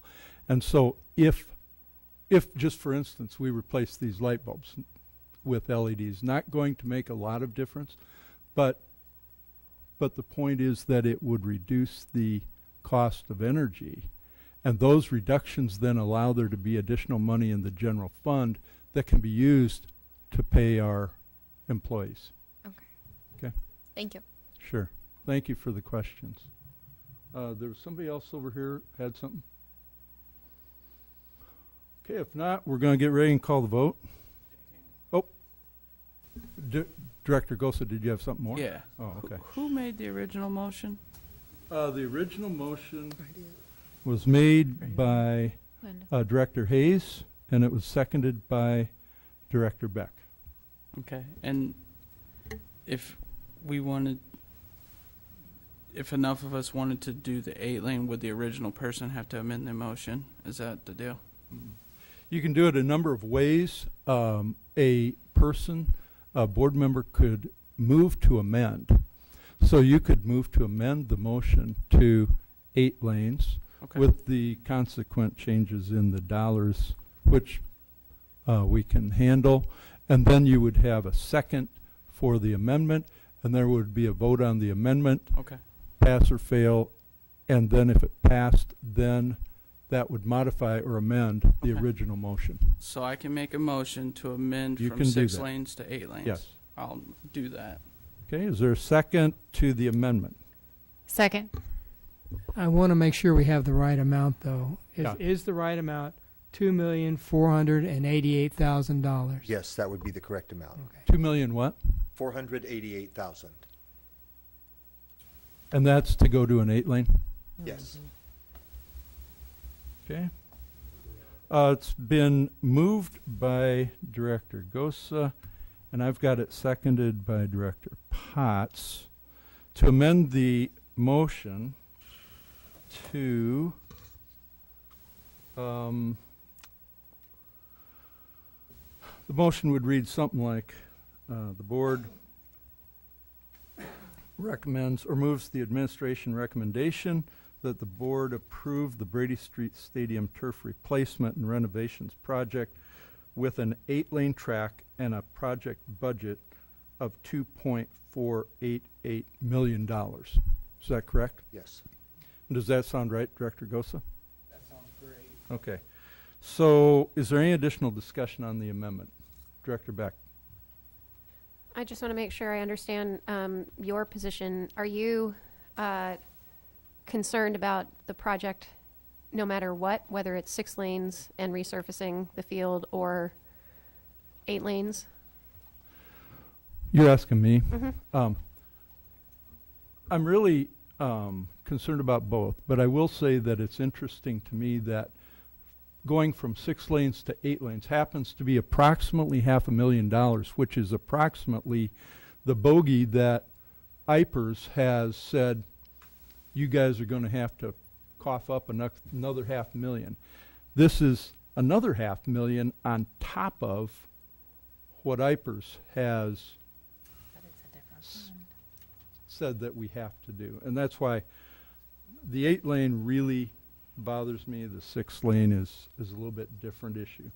But I'm more opposed to the 8-lane. Is there any additional discussion?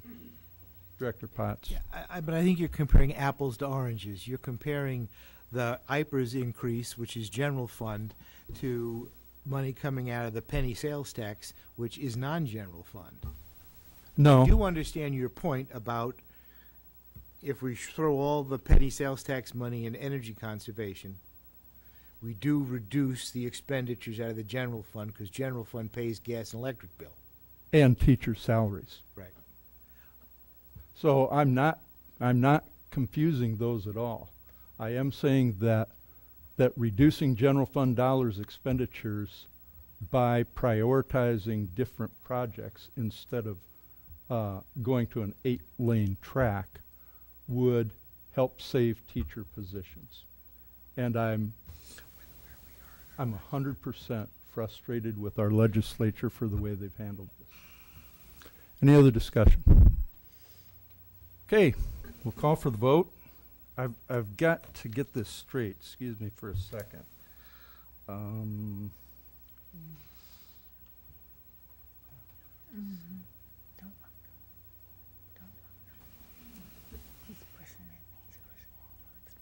Okay, I'll call for the vote, and remember that this is basically the motion to approve an 8-lane track with a project budget of $2.488 million. Director Gosa. Yes. Director Potts. Yes. Director Hayes. Unfortunately, with where we are with our budget, I can't support it, so my vote is no. Director Beck.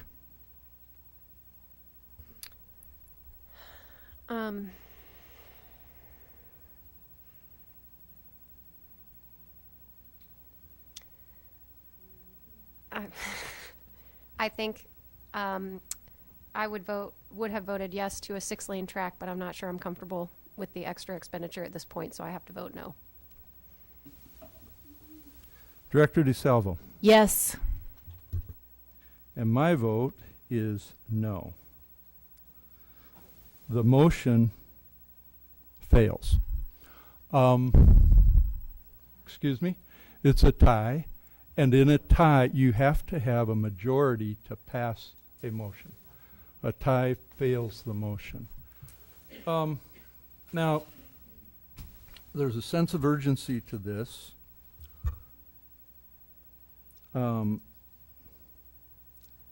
And is this one actually related to the next motion as well? It is. I'm wondering, I think it would be allowable to reconsider the original motion, if that's what somebody wants to do.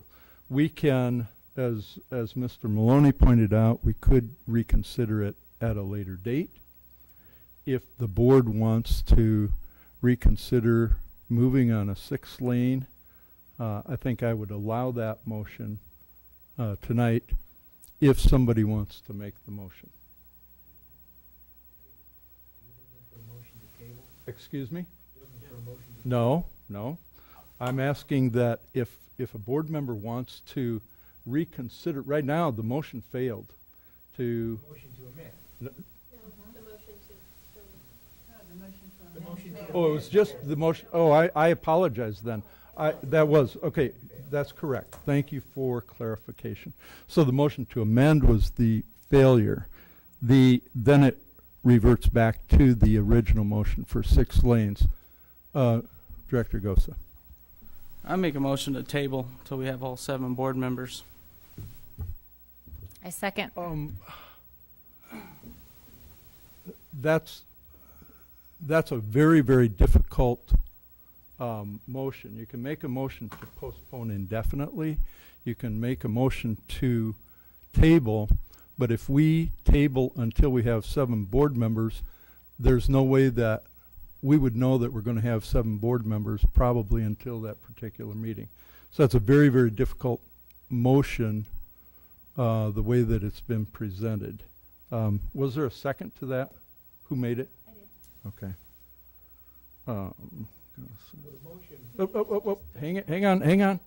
Hang on just a minute. Hang on. Wait a minute. We can't talk across the table. Director Beck. So the motion to amend just failed. So isn't the motion for a 6-lane track still on the table? That's correct. So either somebody could vote to amend it again, or we could vote on the 6-lane track, or we could vote to motion to table it. That's correct. Okay. Right. And there's probably a few other things, but right now the motion that has been made is to table until there are 7 members present. And that was seconded. Director Potts. I didn't know if Director Gosen meant to have the second portion of that included in his motion. That's the way I interpret it. Director Gosa, you want to clarify your request to table?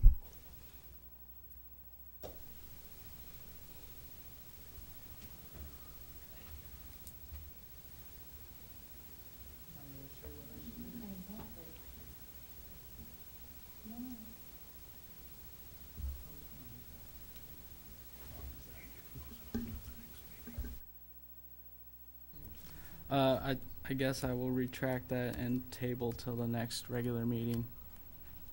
Okay, so the motion has been clarified to be a motion to table until the next regular meeting. And Director DeSalvo, did you want to second that? Yes. Okay. So it's been moved to table this motion for a 6-lane track and seconded. Is there any discussion on this motion to table? Director Beck. So when we discuss this motion again, somebody could motion to amend it again. Yes. Okay. Okay. Any other discussion?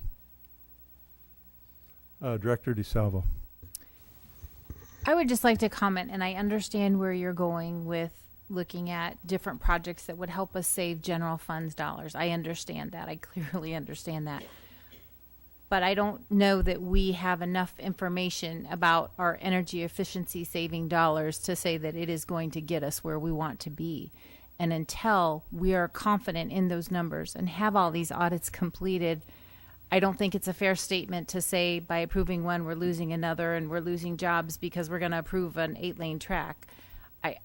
I understand your discussion there, but we don't have all those facts yet. And we can't keep hanging that over our head until we have those facts in front of us.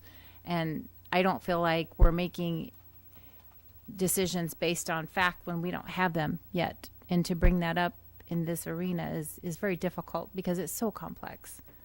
But it's just. I appreciate the comments. Director Gosa. Mr. Maloney, you said we have already started energy saving projects? Yes. How many are currently underway right now?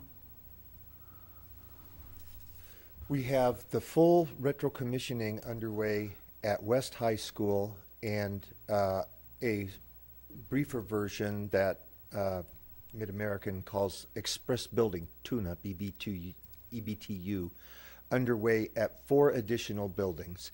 In addition to that, we have things like gym light retrofits to LEDs underway at multiple locations that will be completed by the end of this fiscal year. And we are currently packaging work to get out to bid for the FY18 dollars that's commence in July. And we have RFPs out for solar. And we have a new RFP for solar that will be on the street within days. So with the projects we have going, you said they'll be completed by the end of this year. So then we'll start seeing some savings in the general fund next year. Yes, it was. My recollection is we were north of 100,000 for the work that was to be done immediately. I forget exact. I believe West was about 65,000 in energy savings, if I recall. Okay. There's so many of these different projects.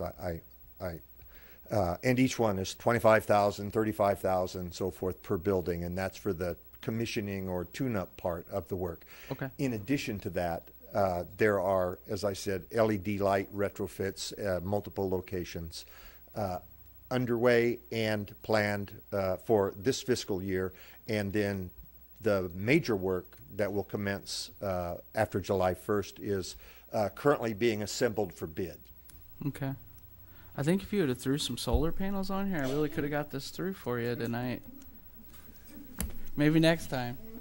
We're hoping there's not a tariff imposed on solar panels at the moment. Thank you. Any other discussion on the motion to table? So the motion is to table this until the next regular meeting, whenever that is. 27th? Okay, thank you.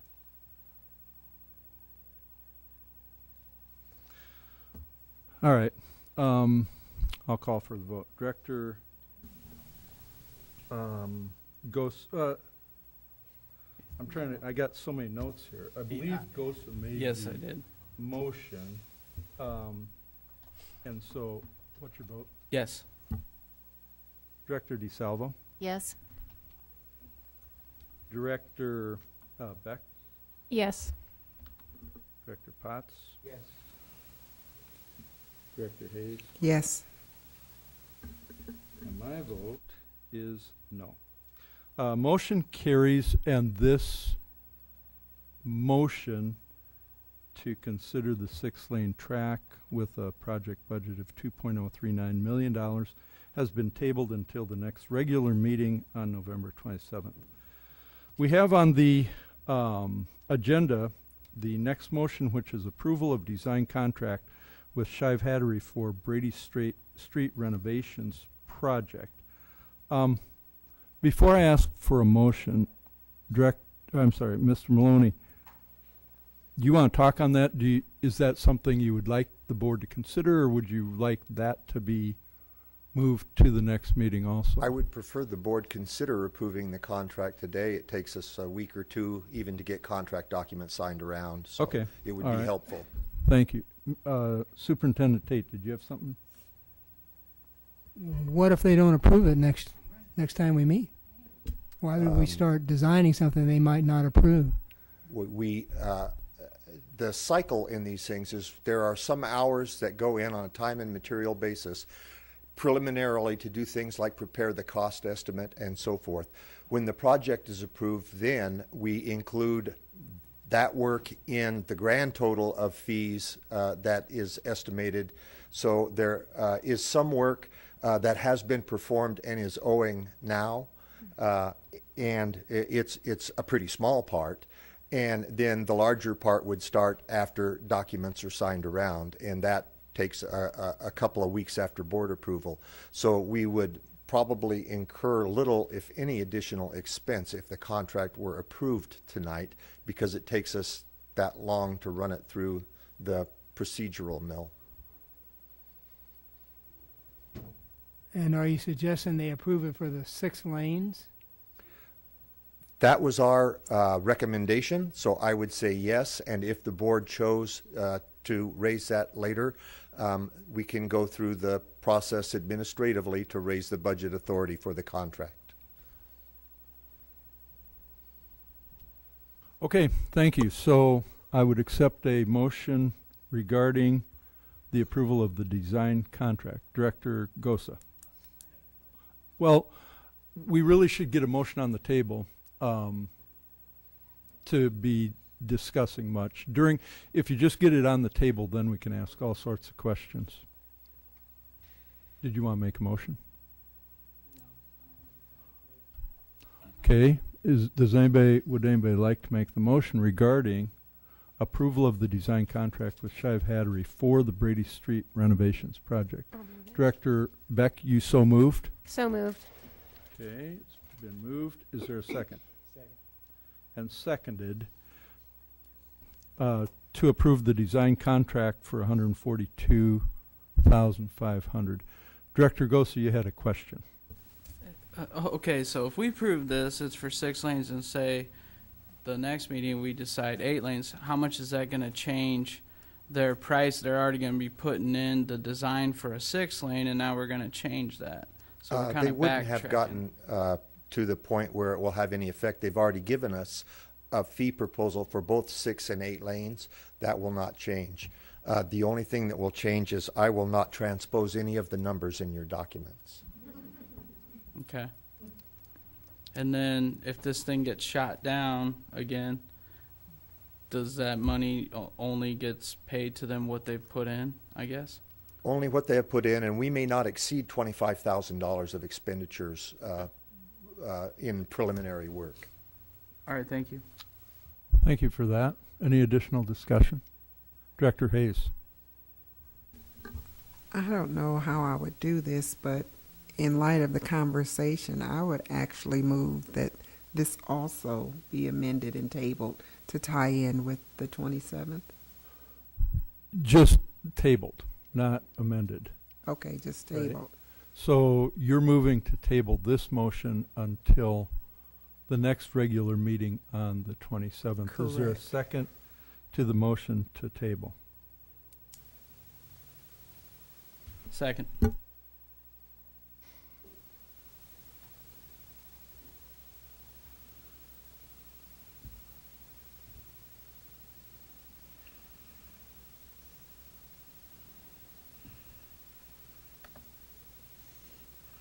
All right, is there any discussion on the motion to table? Board members, I've not been looking at you very much. Any discussion on all this? Okay, all right. With no discussion, I'll call for the vote. Director Hayes. Yes. Director Gosa. No. Director DeSalvo.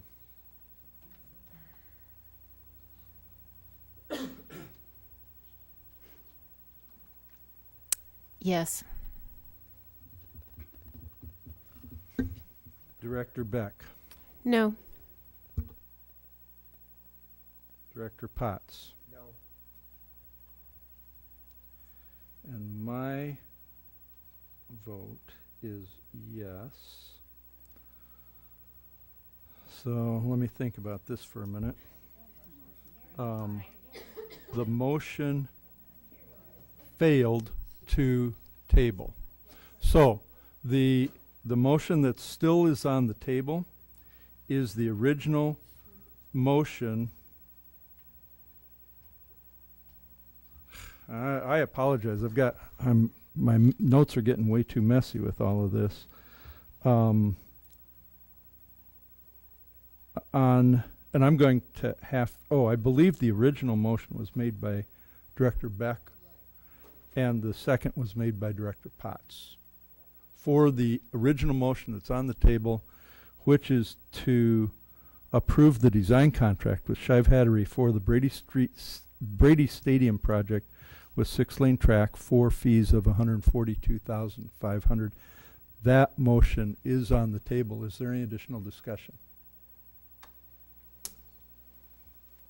Okay, we'll call for the vote. Director Beck.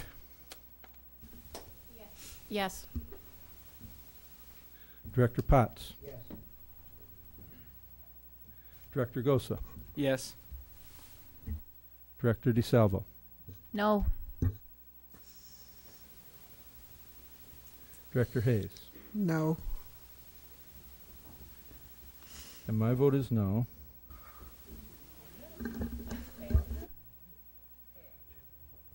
Three. The motion, I want to make sure.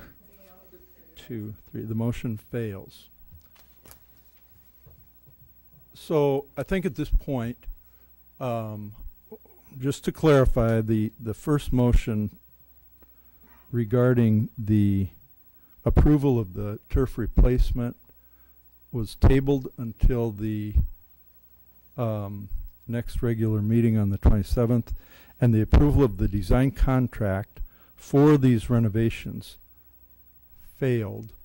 But I'm certain that the administration will be reconsidering that and bringing it forth in some manner, probably at that next meeting, even though this wasn't tabled, because it is linked to the original motion. With that, we have a discussion item on the City of Davenport Civil Rights Commission and ADA improvements at J.B. Young. Superintendent Tate and Mr. Maloney, do you anticipate that that's going to take a little bit of discussion? We don't know exactly what you're going to present. I will speak briefly about the 3-page memo that I provided, in which I attempted to make as clear as I could some kind of complicated building code, ADA code stuff. The board president asked that we bring this report back to the board after having met with the City Civil Rights Commission staff about these matters with regard to the cost of certain improvements that the city has asked us to do at JB. All right, the reason I ask is that I guess I'm going to go ahead and allow a 5-minute recess then before we consider that discussion item. It may take a little bit longer than just the presentation by Mr. Maloney. So there's a 5-minute recess. All right, so now we can go ahead and get started. We have a discussion item on the City of Davenport Civil Rights Commission ADA improvements at J.B. Young. Superintendent Tate, how do you want to lead that discussion? I'd like Ms. Maloney to give us the essence of your memo and highlight the things that we most should be interested in, and then go for a discussion after that. Over the years that J.B. Young has been in existence, or at least since the passage of the American with Disabilities Act, multiple improvements have been made at J.B. Young to improve accessibility to the building generally, ramps and so forth, door widths, any number of things. Accessible toilet rooms have been added. There are currently fully accessible toilet rooms on all 3 floors of the building that meet all of the current standards. There are also 2 pairs of toilet rooms, one on the 3rd floor, one on the 1st floor, that were renovated to meet the 1998 standard, and they no longer comply with the 2004 standard because the hand basin, the wash sink, is about 6 inches too close to the toilet fixture. In our current plans that we have bid, we will on the 1st floor have to demo the wall between the 2, relocate and cap some fixtures in one room and make it into one larger room, move the toilet and the bowl and so forth at a cost of tens of thousands of dollars. In order to comply with the current standard, the result will be we have one single toilet room on a floor that already has fully compliant ADA toilet rooms. And so what we will have gained is the loss of 2 partially compliant toilet rooms. On the 3rd floor, the same pair, exactly the same configuration exists. They are in the list department area that is exclusively list staff. It's not a public area. And our plans in our documents currently is to remove those fixtures and cap them and make those storage rooms, making 2 fewer accessible 1998 accessible toilet rooms available to the staff and public. In addition, there are other accessibility barriers that we needed to remove. There are now a total of 6 doors that we'll have to put manual push-button operators on because they lack 18 inches of clear space to the pull side of the door where someone might park their chair while they open the door. And we think that's a sensible thing to do and not a terribly expensive undertaking. There are several other issues that were on our list. There were many ADA compliance matters to be resolved that we have made agreements with that we think are sensible with the City Civil Rights Commission staff. But these 2 pairs of toilet rooms, in order to comply with the requirements of city staff, we think we might incur, as I said, some tens of thousands of dollars of expense that really does not remove any barriers and actually results in fewer accessible toilet rooms. We have discussed the matter amongst our staff with our architect, Calissa Warden, project architect with Leggett Architects is here with us if there are questions for her, and with our legal counsel, Mr. Davidson, who believes that the staff's we haven't made a recommendation. The staff's position is there's an unnecessary expense to be incurred that we should avoid. And if we avoid it, there will be more accessible toilet rooms, partially accessible, because they meet the 96 standard. Mr. Davidson thinks that we have a defensible position, I think would be the legal term. The method of enforcement for ADA is that there is a complaint made by a disabled person to the Civil Rights Commission or to the Department of Justice. They investigate and issue a finding, and that finding could include an order to comply with the current standard. It could include a fine, or both. It's unclear, to me, it's unclear to Mr. Davidson precisely what the authority of the City Civil Rights Commission might be to enforce. Ordinarily, it's the Department of Justice that enforces. But they assert the authority to issue a compliance order or impose a fine. Board President Johansson asked us to meet to try to resolve all of the issues. We did that, and what we have bid, and the award of bid actually will be next week for this project, includes tearing out the wall, making the 2 into 1, capping the ones upstairs, etc. It includes putting the operators on the 6 doors, and a number of other varieties. There's a number of other matters. There's one particular room in the building that there's 2 steps up to get to that room. We currently have that room labeled as storage, although we would like to lease it out to one of the prospective tenants. And so we've got to resolve access to that room should we want to comply with the City Civil Rights Commission staff's requirements. So that's the status of what we have. What we have in our bid documents conforms to all of the requests that the Civil Rights Commission asked us to. We're not sure that all of that improves accessibility, and it does come at some significant cost. We'll be happy to answer questions. That's it? Okay, thank you. Is there any discussion, questions? Director Beck. I just want to make sure I've got it right. So currently we have 2 restrooms that are multiple stall and totally up to current ADA standards on the first floor. On each floor. On each floor. There is a men's and a women's fully compliant. Okay. And then the one that's of issue is on the first floor in the public area where there are 2 stalls, but they're only compliant to 1996. That's correct, and they are actually in the Safer Foundation's secure area. Okay. They're not available to the public. They're available only to Safer Foundation and their clients. Okay. The other 2, the other pair, is in the LIS departmental area on the 3rd floor and not available to the public, only available to LIS employees. Okay. And so for both of those, the proposal is to, or no, sorry, for the one on the first floor, the proposal is to turn it into one restroom that's compliant, and in the LIS area to turn it into storage. Yes. Okay. What would be the benefit of maybe turning that one into, instead of just saying we're losing 2 bathrooms to make 1 or 2 toilets to make 1, why not make it like a family restroom or something like that?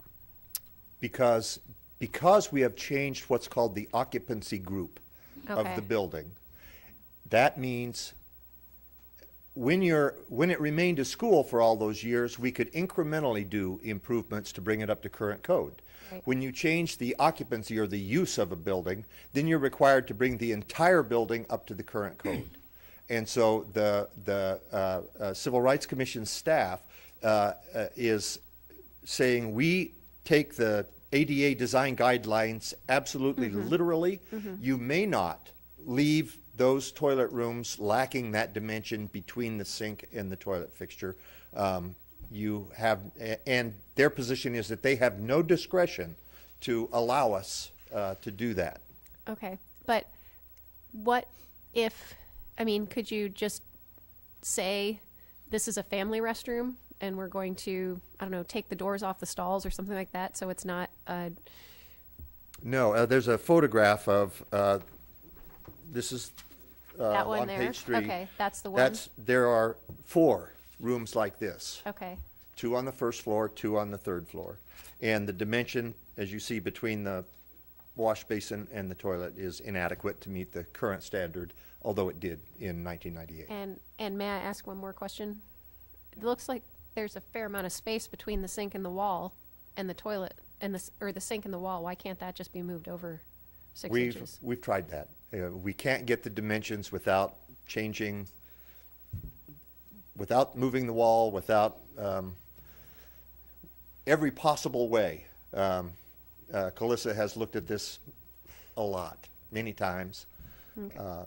Every possible alteration, we cannot get the required dimension without moving plumbing rough ends, without moving fixtures, without removing the wall.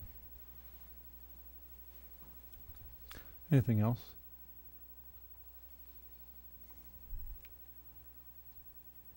Well, if there's nothing, I'll make a couple of comments. You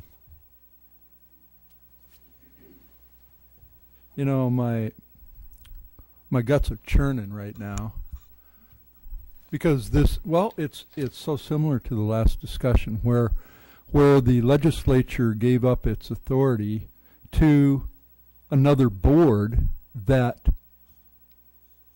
has the authority to impose things on us. In this particular case, I talked to the city to try to find out the history. How did the Civil Rights Commission come to have this authority to I don't even understand if they actually enforce,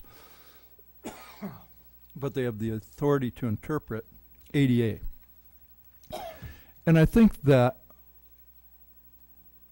there's a point where, and in this particular case, there are a series of ways that this can go.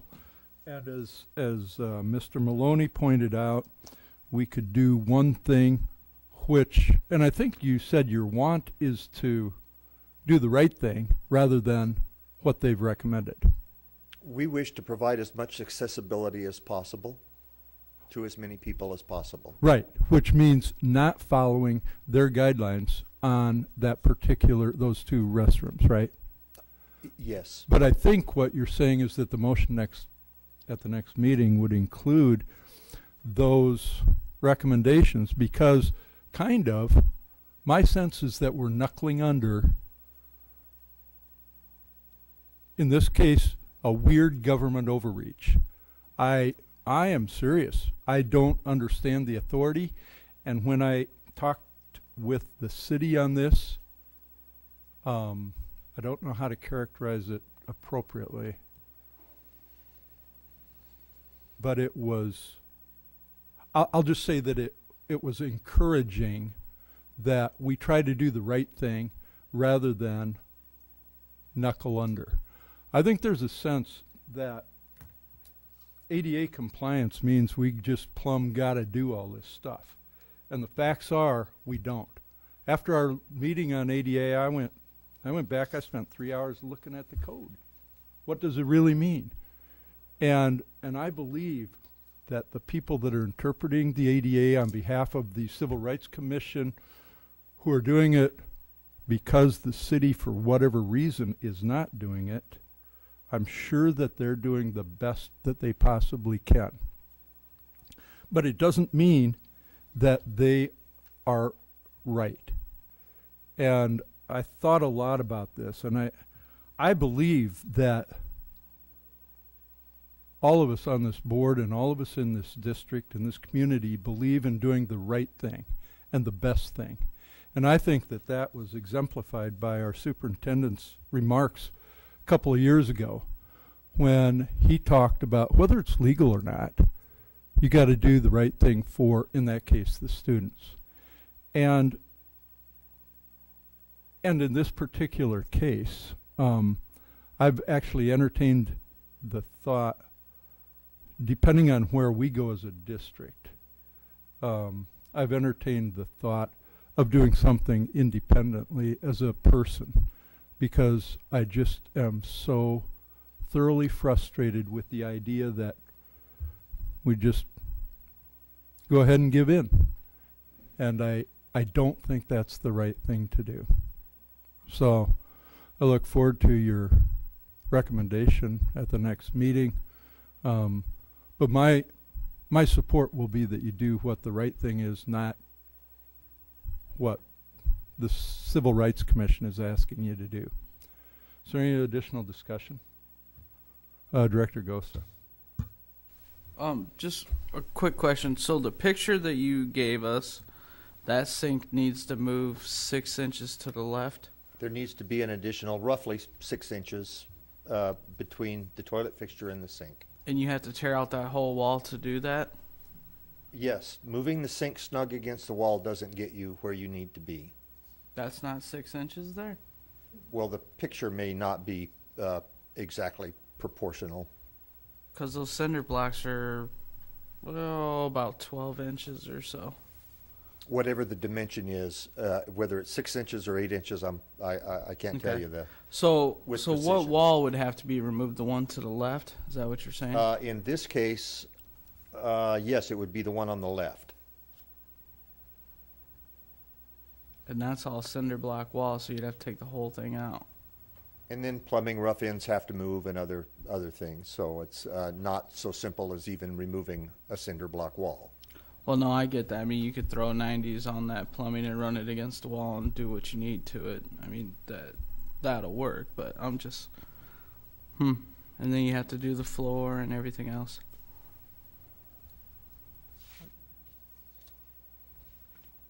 Did you have more, Director Goss? No, I mean, a person in a wheelchair should be able to use the bathroom, so, hey, whatever you gotta do. The code doesn't quite say that, and that's part of the problem, is that compliance with the code is one thing and compliance with somebody else's interpretation of the code is a different thing. Director Beck. So will we take both? There's 2 rooms like this, that's right? 2 pairs. 2 pairs. So on the first floor, we would take one of these and or 2 of these and combine them into one? Yes. Is there any reason why we wouldn't, say, make it 1 bathroom and 1 storage closet? It would be possible. Okay, so we're not losing as much empty space, making it a little bit more usable, but we're still complying with the bathroom. We're still losing a toilet, I understand that, but maybe at least recovering some of the space. Yes, I believe that would be possible. Okay. Director Gosa. I'm just gonna ask this. I'm sure you guys have already thought about it. You can't put a corner sink in there? We've talked about a skinny sink, a corner sink, And a corner sink won't work. an upside down sink, a Perel dispenser in lieu of a sink. I got you there. Anything else? Quick comment. I really appreciate everything that the administration has done on this. I know it's an opportunity. So I appreciate that. And my last question is kind of a combination. Where do the funds come from? And if we didn't spend those funds on that project, could we direct them into something else? This is funded in SAVE, this entire project, and any savings on this project could be directed to other SAVE eligible uses. I should also have remarked that Mr. Davidson said that we may initiate a formal appeal to the Civil Rights Commission. We may simply do what we think best and wait to see if there's a complaint issued. Or we may proceed with complying with the requirements as Civil Rights Commission staff has given them.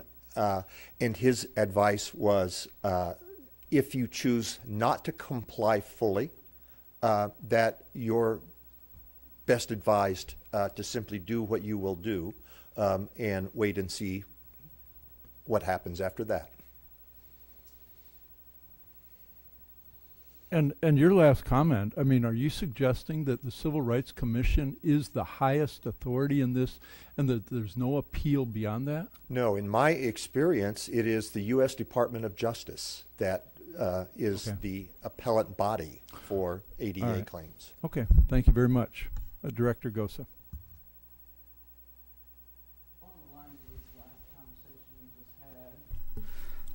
If we didn't do anything with this and you used it and then say someone did file a complaint, where does the money go to pay that fine out of? Where does it come from? It'd be out of the general fund probably, right? I'm not sure if it would or if it would come out of our management fund. Okay. I'm just curious. I'm trying to figure that out. Okay, thank you for the question. Anything else? All right, very good. We'll conclude that discussion. We'll move on to, and thank you, Mr. Maloney. We'll move on to administrative reports. I have one. My plan is to approach the agenda committee and put on the agenda for the December COW a discussion of an update of our energy plan, our 10-year facility plan, and to fold in where the Brady Street project would come so that we can bring to a vote the first business meeting in December and get moving with it. Okay, thank you. I have 2 board requests. Are there any additional? Okay, the 2 board requests I have. First is from Director Hayes, dated today, November 13th, agenda item. I would like a follow-up discussion with the board to discuss possible plans of action for the hiring of minorities. Why are you requesting this information? In light of the committee of the whole meeting with the NAACP members, we must be assured that we are doing everything we can to be assured minorities are being treated fairly. Is there a second?